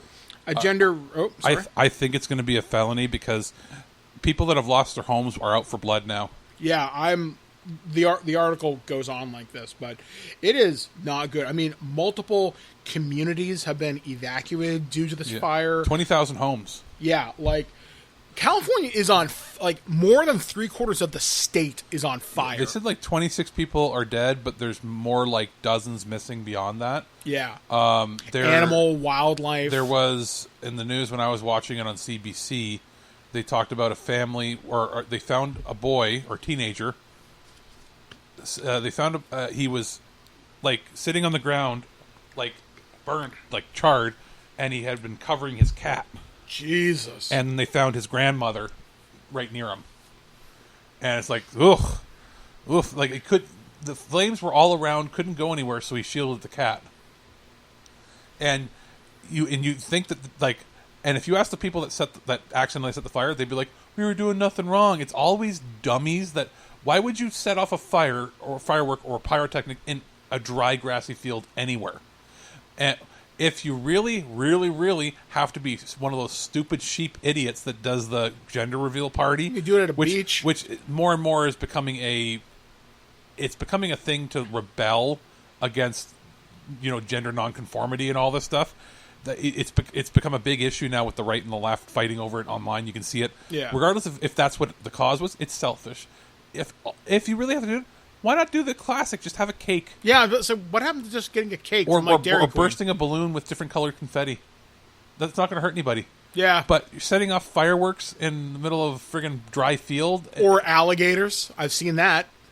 Yeah, there's ones in Florida where they're gender reveal parties involves pissing off alligators. So yeah, Florida going to Florida, and now California going to California. Yeah, but pissing off an alligator is an isolated event. You just basically set You doomed multiple families, and this is a country and state where people have guns. Don't be surprised if they reveal who did it, that those people have to go on, like, in hiding. Because if I found out that my whole family burnt down because you wanted to do a gender reveal party, and I was in the States and I was already pissed off and I had a gun, you never know. It's going to be. That's probably why they're not revealing it, because it's a dangerous shit going on there right now. Yeah, it's a hostile environment, to be sure. Just use your brain, people. So this next story, kind of cool. So a stunning find in Egypt as a trove of sealed 2,500-year-old human coffins has been discovered. Egyptian authorities hint this is only the beginning. Egyptians' cultural heritage has suffered damage over the years due to looting and unauthorized excavations of historic burial sites. That's why a newly discovered collection of intact wood coffins found in a burial well in Saqqara is cause for excitement. Egypt's Ministry of Tourism and Antiquities announced the discovery on social media over the weekend. Saqqara is a massive necropolis next to the ancient city of Memphis. Which, by the way, I love that name, that word, necropolis. Yeah, I use that in D&D all the time because it sounds cool. The ministry said the archaeologists had found more than 13 human coffins, most of which appeared to have remained sealed for over 2,500 years, indicating they'd thankfully escaped looting. Khaled El-Anari, Minister of Tourism and Antiquities, shared a teaser video about the find, an indescribable feeling when you witness a new archaeological discovery, he tweeted. The video doesn't give too much away, but the minister suggests the early finds are only the beginning of something bigger. The ministry intends to release a series of promotional films with new details about the burial site. The archaeological team will work to uncover more artifacts and also try to identify the people inside the coffins and their positions in ancient Egyptian society. An enigmatic granite sarcophagus made the news in 2018 when authorities opened it up and discovered a weird red liquid along with the remains inside. The internet went a little overboard with wanting to taste test the substance. That shouldn't be an issue this time around. The wood coffins appear to be plenty dry. I remember when we talked about mummy goop, and we're like, Jesus Christ, don't drink it. Don't drink it unless you know it will give you powers, but we're in the real world where it doesn't. It's like, in the real world, it's like in Family Guy, where they're like, I touched radioactive stuff, and it's like, you have lymphoma now. like, all it's going to give you is cancer or sickness. It's not going to heal anything. That being I don't know. Said, kind of curious. That being said, I have seen, was it the Bizarre Foods show, where they ate, like, a couple 1,000-year-old cheese. So, you never know. Who knows? It can happen, but it's the kind of goop that if you touched it, it would crawl up your arm and into your face like the Black Oil saga on X-Files. You know what I'm talking about. Oh, yeah. So, yeah, I mean, I love hearing these archaeological things because sometimes they find some really interesting things. Well, did you ever see King Tut? No. In person? I saw him at the ROM. Oh, no. I wish I'd seen that. Yeah. I saw him on my own with my grandparents, and then when our school did a trip there, they're like, we're going to look at the dinosaurs and blah, blah, blah. This was like grade 7 or grade 8. No, it was grade 9? Grade 9 history, I think we had to take? Yeah, because we had to take grade 9 history and grade 10. Grade 9 history, we went to see it, and I just buggered off, like, the last little bit of the trip, and they're like, I'm not going back on the bus. Like, you have to go on the bus. You're in Guardians. And I said, no, I don't. They said, why? I said, here's a permission slip saying I'm going to my grandparents' house. So I just stayed at the ROM an extra couple hours, and I went, and the King Tut exhibit was there. That's cool. And there wasn't a whole lot of security, so I got to, like, touch the things that you weren't supposed to touch. Oh, my God. Well, I didn't open the sarcophagus, but, like, you know, they have it behind the ropes? Yeah. I'm looking around. I'm probably on camera leaning over and just touching it. Just the corner. Because I'm like, oh, cool. I got to touch King Tut, sort of. That's okay. I've done some... Man, I don't think I want to admit this story on air, so I'm just not going to tell I also touched a T-Rex tooth, which I wasn't supposed to touch. Surprised I didn't get in trouble, but I was gentle. I touched a very expensive painting I should never have touched. Oh, that's even worse. Yeah, so we're not going to tell that. Finger oils can destroy those things. Yep, because I'm a stupid teenager. So this next story comes courtesy of Fox17Online.com, and a postcard stamped in 1920 delivered 100 years later. We're all likely to experience delays with the post office, but probably not like this. Oh, this is my story. This is. A Belding woman says she just got a postcard yesterday that was postmarked 100 years ago. Yeah, that's a little too slow, says Brittany Keach said about a potential USPS delay in delivering a postcard. When she walked to her mail on Tuesday, she had no idea what she was about to find. It was sitting right on top of the mail, she said. It was an old Halloween postcard that was possibly lost in the mail. I started looking at it, and I'm like, oh, okay, it's been through some wear and tear, she said. You can see how old it is. There's a George Washington 1-cent stamp in the corner and a postmark of October 29th, 1920 from Jamestown. Brittany talked about the front of the card that fits with this time of year. It shows a witch with a cat and a goose and an owl and says, Halloween greetings. Which would you rather be, a goose or a pumpkin head? The writing is old and it's in cursive and is addressed to a Roy McQueen on Division Street. The note says, Dear cousins, hopefully this will find you all well. We are quite well, but Mother has awful lame knees. It is awful cold here. I just finished my history lesson and I'm going to bed pretty soon. My father is shaving and my mother is telling me your address. I will have to close for a night. Hope Grandma and Grandpa are well. Don't forget to write as Roy gets his pants fixed yet. Flossie Burgess. Brittany posted the letter on Positively Belding's page on Facebook and has already had more than 100 comments and dozens of shares. She hopes all of these views, someone can put her in touch with a relative to get it to the family.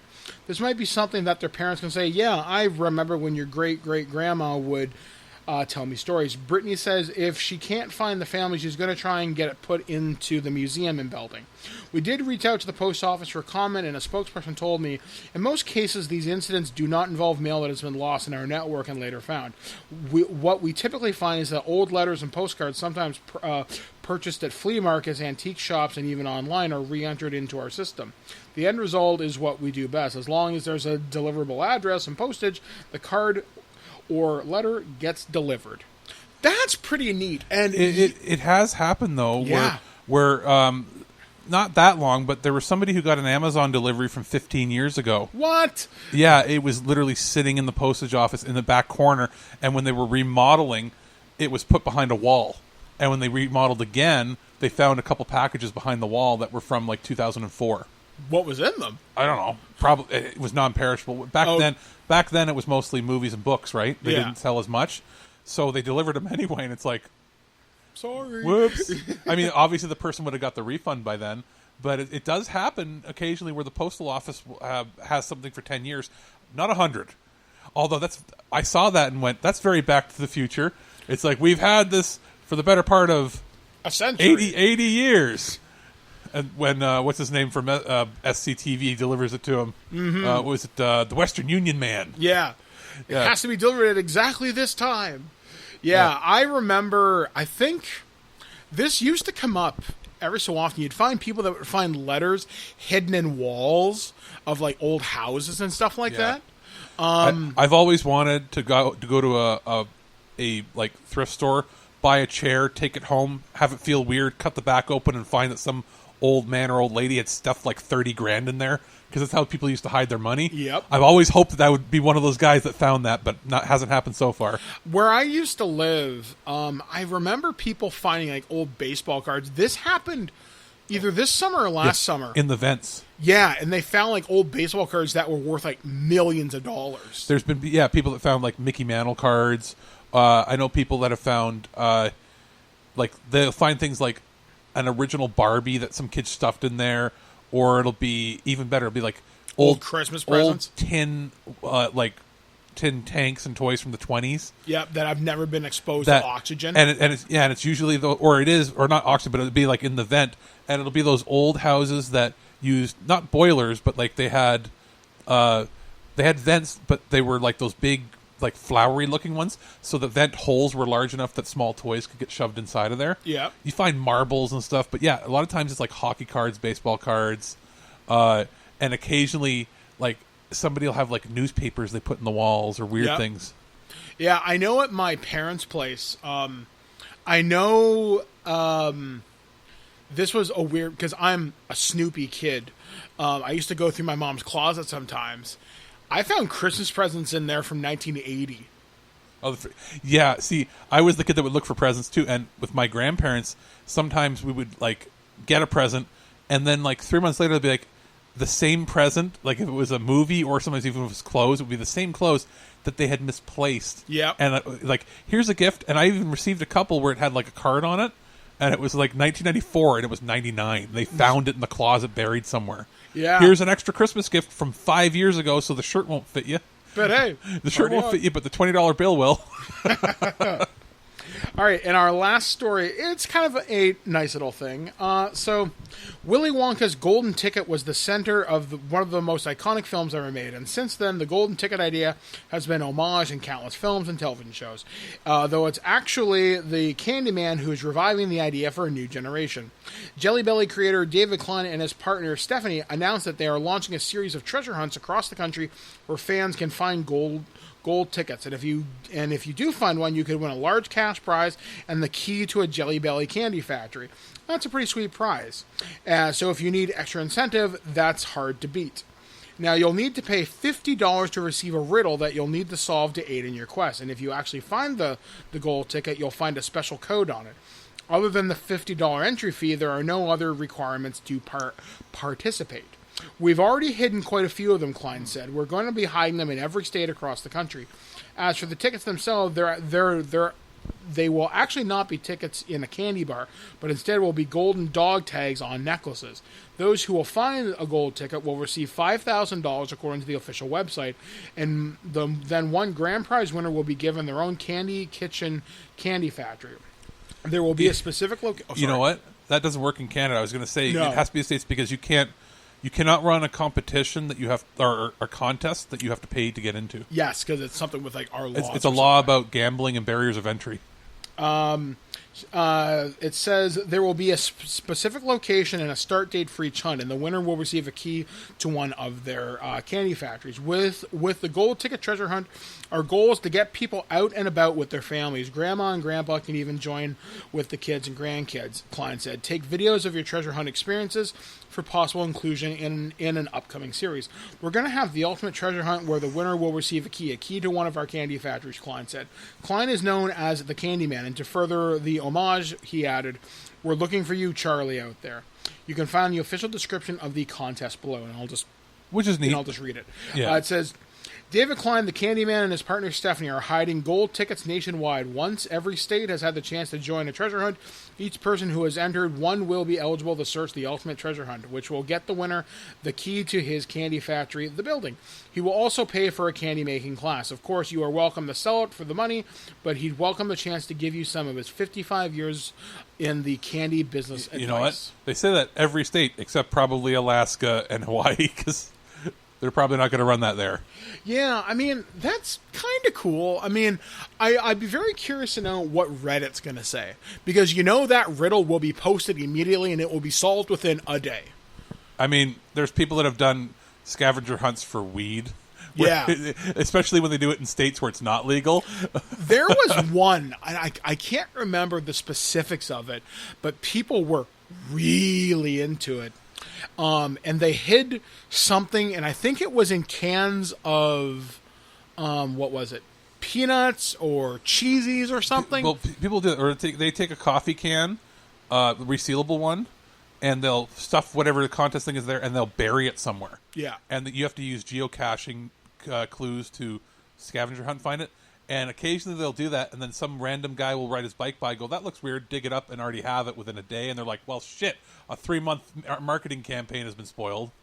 The guy that I read about, and I don't recall whether this is true or not, but I remember reading it, is people would go to the grocery stores or convenience stores with a metal detector and run it over the pallets. That was for cereal boxes. Yeah, and they would do like looking for what sets off. Yeah, there was a keychain or something or dog tags in one of these things. And, yeah, or it was a coin, I think. Yeah, and it would set off the detector. I remember do you remember when they used to do not buy one get one movie, but when I think it was Famous Players actually did it where you could get in cereal boxes of Post or General Mills an actual admit one to any movie, and it wasn't considered a pass. It was considered an actual ticket. Yeah. So it wasn't like pass restricted or anything. Mm-hmm. I worked at Sobeys, and I came in one shift, and I was like, God damn it. Somebody had opened up every single box. I remember this. Because they didn't have to open up the cereal. It wasn't in the cereal, in the food, because it was in a slip behind it. Yeah, it was slip. Somebody, when people weren't looking, had opened up like 150 boxes and stolen every single one of them, and every lip was up on them, and like nobody noticed him steal like 150, and so I don't know if they got to flag them or not, but somebody got 150 movie tickets. That's pretty fucking funny. And I was mad because I'm like a teenager. I'm like, I wanted to take one or two. But it was like, oh my God, I had to report that to my boss, and he's like, oh Christ. And he goes, not again. I'm like, what? Every time they run this promotion that happens. And then they stopped doing it. They started printing them on the inside of the box, and you had to cut them out. Yep. I remember those. And then they started doing the buy one, get ones, or only available on Tuesdays. But the first few times they ran it, it was one adult admissible for any movie, which was worth like $12 or $10 back then. Or it's like $7 to $10 maximum on a $3 cereal box. Yeah. So people were like, bam, bam, bam, bam, bam, picking them all up. Oh, and they did it with, was it Mountain Dew or Pepsi back in the day? And they did the same thing. Yep. So there were so many cases of Pepsi or whatever that just open. Yep. I remember that. This was during the 90s. Yeah, it was 90s or late 90s early was the first 2000s. time. Around 2002, 2003 is when I had the job there. So, good times. So, anyway, that's going to do it for this edition of the Weird News, from arson to the Candyman. The Candyman can. Love that movie. So, anyway, guys, we're going to close things out with my review of Fight Crab. That's right. Grab your nunchucks and a crustacean. Also known as 2020 the game. Pretty much. It's that fucked up, folks. But here's my review. I've encountered some kind of cave demon. I don't think I'll be leaving this place alive. Snake, are you feeling alright? Other than the gut-wrenching terror that I feel at the moment, I'm fine. Calm down, Snake. It's not a cave demon. It's a Kenyan mangrove crab. A what? Oh my God! It's looking right at me. Sweet Jesus, it's getting closer. Snake, listen. It'll tear me to shreds. Snake, you've got your knife, right? Yeah, but... all you have to do is stab it. Are you insane? A knife is useless against those massive claws. They could rip a tank apart. Hey guys, this is Mike the Birdman here, and I'm here to tell you about one of the weirdest games I've played in recent memory, and that is Fight Crab by Mastiff, developed by Cal Alpa Games. A review code was provided for us on the Nintendo Switch.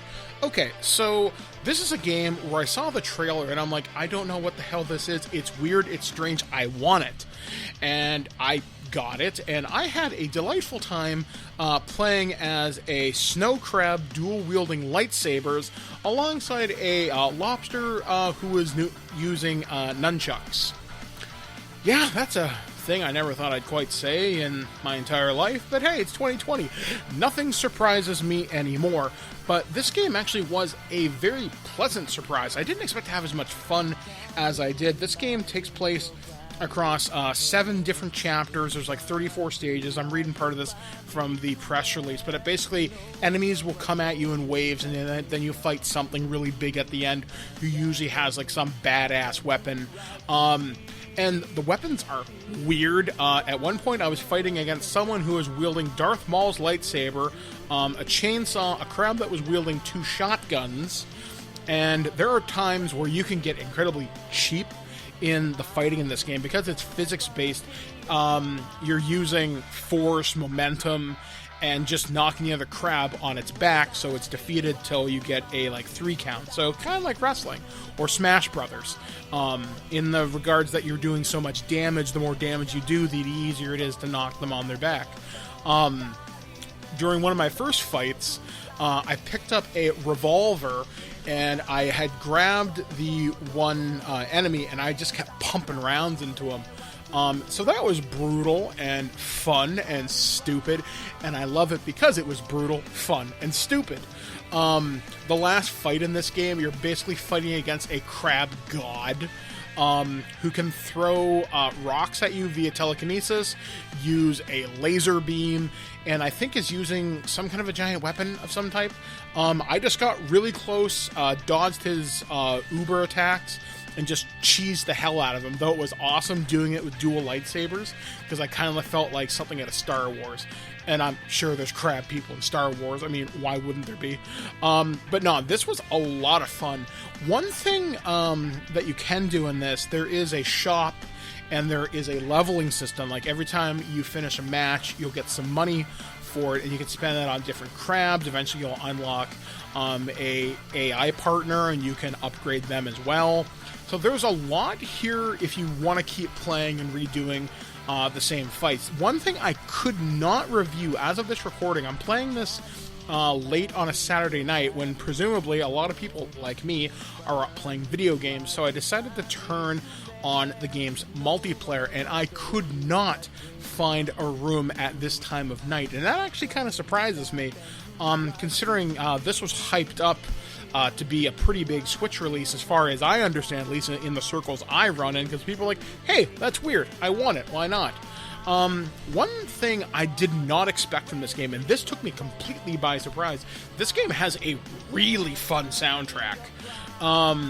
It's like something you'd hear out of like an anime, and it gets you pumped up, it gets you wanting to go in there wielding your nunchucks or your sais or your shurikens or Chinese battling butterfly swords or whatever they are, and it gets you into the moment. Like even just the menu music is fun.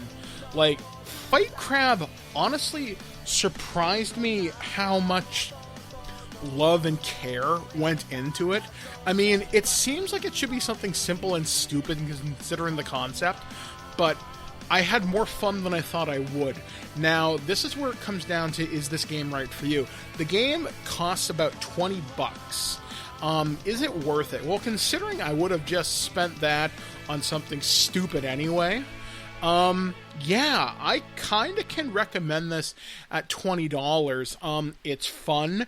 You're going to rip through it quickly, though, so that's where you may want to balance your budget there. But I can also think of supporting smaller developers, too, and you want to give them your money, especially during, well, times like these.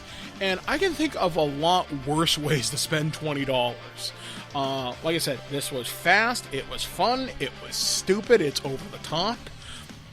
When you can attach rockets to a Alaskan snow crab and beat the crap out of them with a giant greatsword, so you can literally say there can be only one. I can think of weirder ways to spend a Saturday night. So that is Fight Crab. You should pick this up because you too want to be wielding nunchucks as a crustacean. What in the hell have you been telling my son?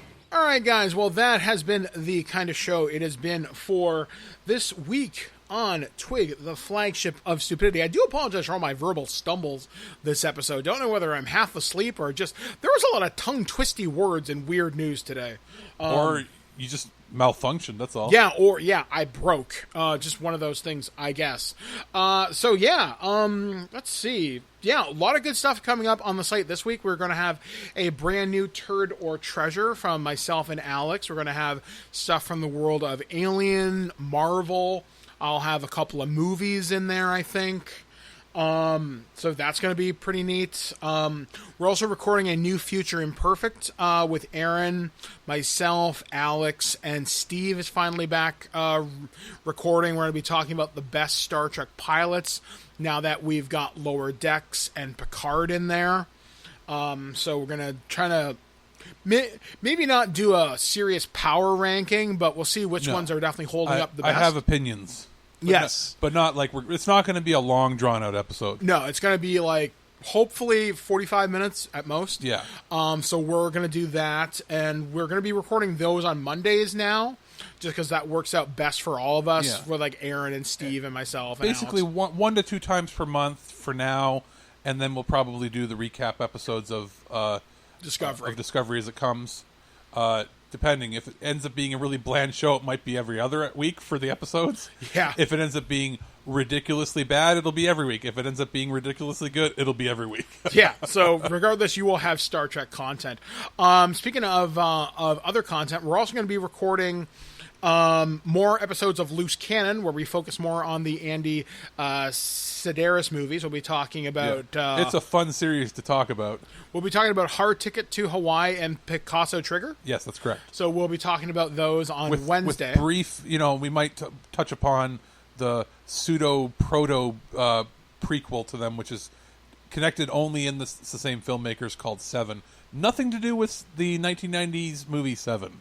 Okay, so we'll be talking about that. Lastly, me and Alex will have a pair of prototypes this week. We're going to be talking about the next generation of consoles now that Xbox Series X has finally got a pre-order date and release of not this coming Tuesday, but the following Tuesday, the 22nd. The S was officially announced.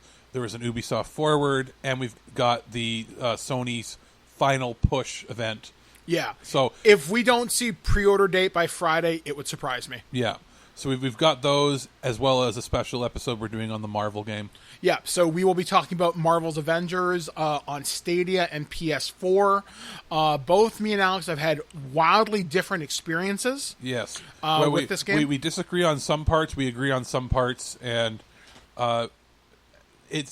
we have opinions. Yeah, we have opinions on it. So hopefully you will enjoy us with those as we put them out. So it's going to be a jam-packed week. Alex will be taking a break next Monday from the show. No, is it next Monday or the following Monday? It's the last weekend or so, I think. Yeah. So this coming week's show will be the last one I'm on, and then I'll be taking. I was going to take 3 weeks. I'm going to take just 2. Thank God. So I'll be back by mid-October. Yeah, so I will be taking the show by myself for 2 weeks. It doesn't mean I won't be gone. I'll still be doing administrative duties. I just won't be on air. Yeah. So anything we'll do will be prepped earlier. You'll hear reviews from me and stuff, but that'll be stuff that was pre-recorded. Yeah, so I will be taking the main duties of TWIG. I was originally supposed to have a co-host. Unfortunately, due to scheduling conflicts, that wasn't able to happen. So that's fine. I used to do the show solo anyway. It'll be good. It'll be good practice. You guys know me. I can rant on about almost anything, providing it's an interesting news week. And if it's not... Why don't you have your wife on? No. Why don't you have Dr. Wiley co-host? I've got Ayla co-hosting right now. She's sitting on my leg, being a stupid cat. Okay. But yeah, so we have a lot of stuff going on. Obviously, we got console launches are coming up. We're going to have a lot to say on that. Is this week a Nerd to the Third, or is it a Fools Who Ride? I don't know, actually. I think... Probably something from one of those two will be on the site as well. Yeah, something should be up from them. I know we record the week after next about our favorite video game franchises. Mass Effect will be my topic. Well, let me guess. Mass Effect, Resident Evil, Tony Hawk, and Aliens. I don't know. I'm trying to think what would be a series I always buy. Persona. Maybe COD. And now Persona. And recently Persona you've adopted. So, yeah, I'm really looking forward to talking about those. So anyway, for This Week in Geek, we have been... Alex, the producer, who's going to be taking a break, but not really a break. All right, I've been Mike the Birdman, getting set into the hot mic again. So until next time, folks, be excellent to each other. We'll catch you guys again next time, right here on ThisWeekInGeek.net. Well, that's our show. All right, here's the deal. Every time you watch my show, I will send you $40. Checks will not be honored. You've been listening to This Week in Geek, your source for guaranteed nonsense or your money back. Tune in next week for more info on the most important things you didn't need to know. Check out our website at thisweekingeek.net and subscribe to our podcast through iTunes or any podcatcher. If you'd like to comment on this episode, head over to this episode's post at thisweekingeek.net and leave a comment through Facebook Connect. Follow us on Twitter at thisweekingeek.net and follow our Instagram at twig_official_podcast. Social media not your thing? Send us an email at feedback@thisweekingeek.net. We'll see you next time, and remember... Lower your shields and surrender your listenership. Just when you think this show is terrible, something wonderful happens. What? It ends. I have to go. Somewhere there is a crime happening. There you go. Gorgeous. All right.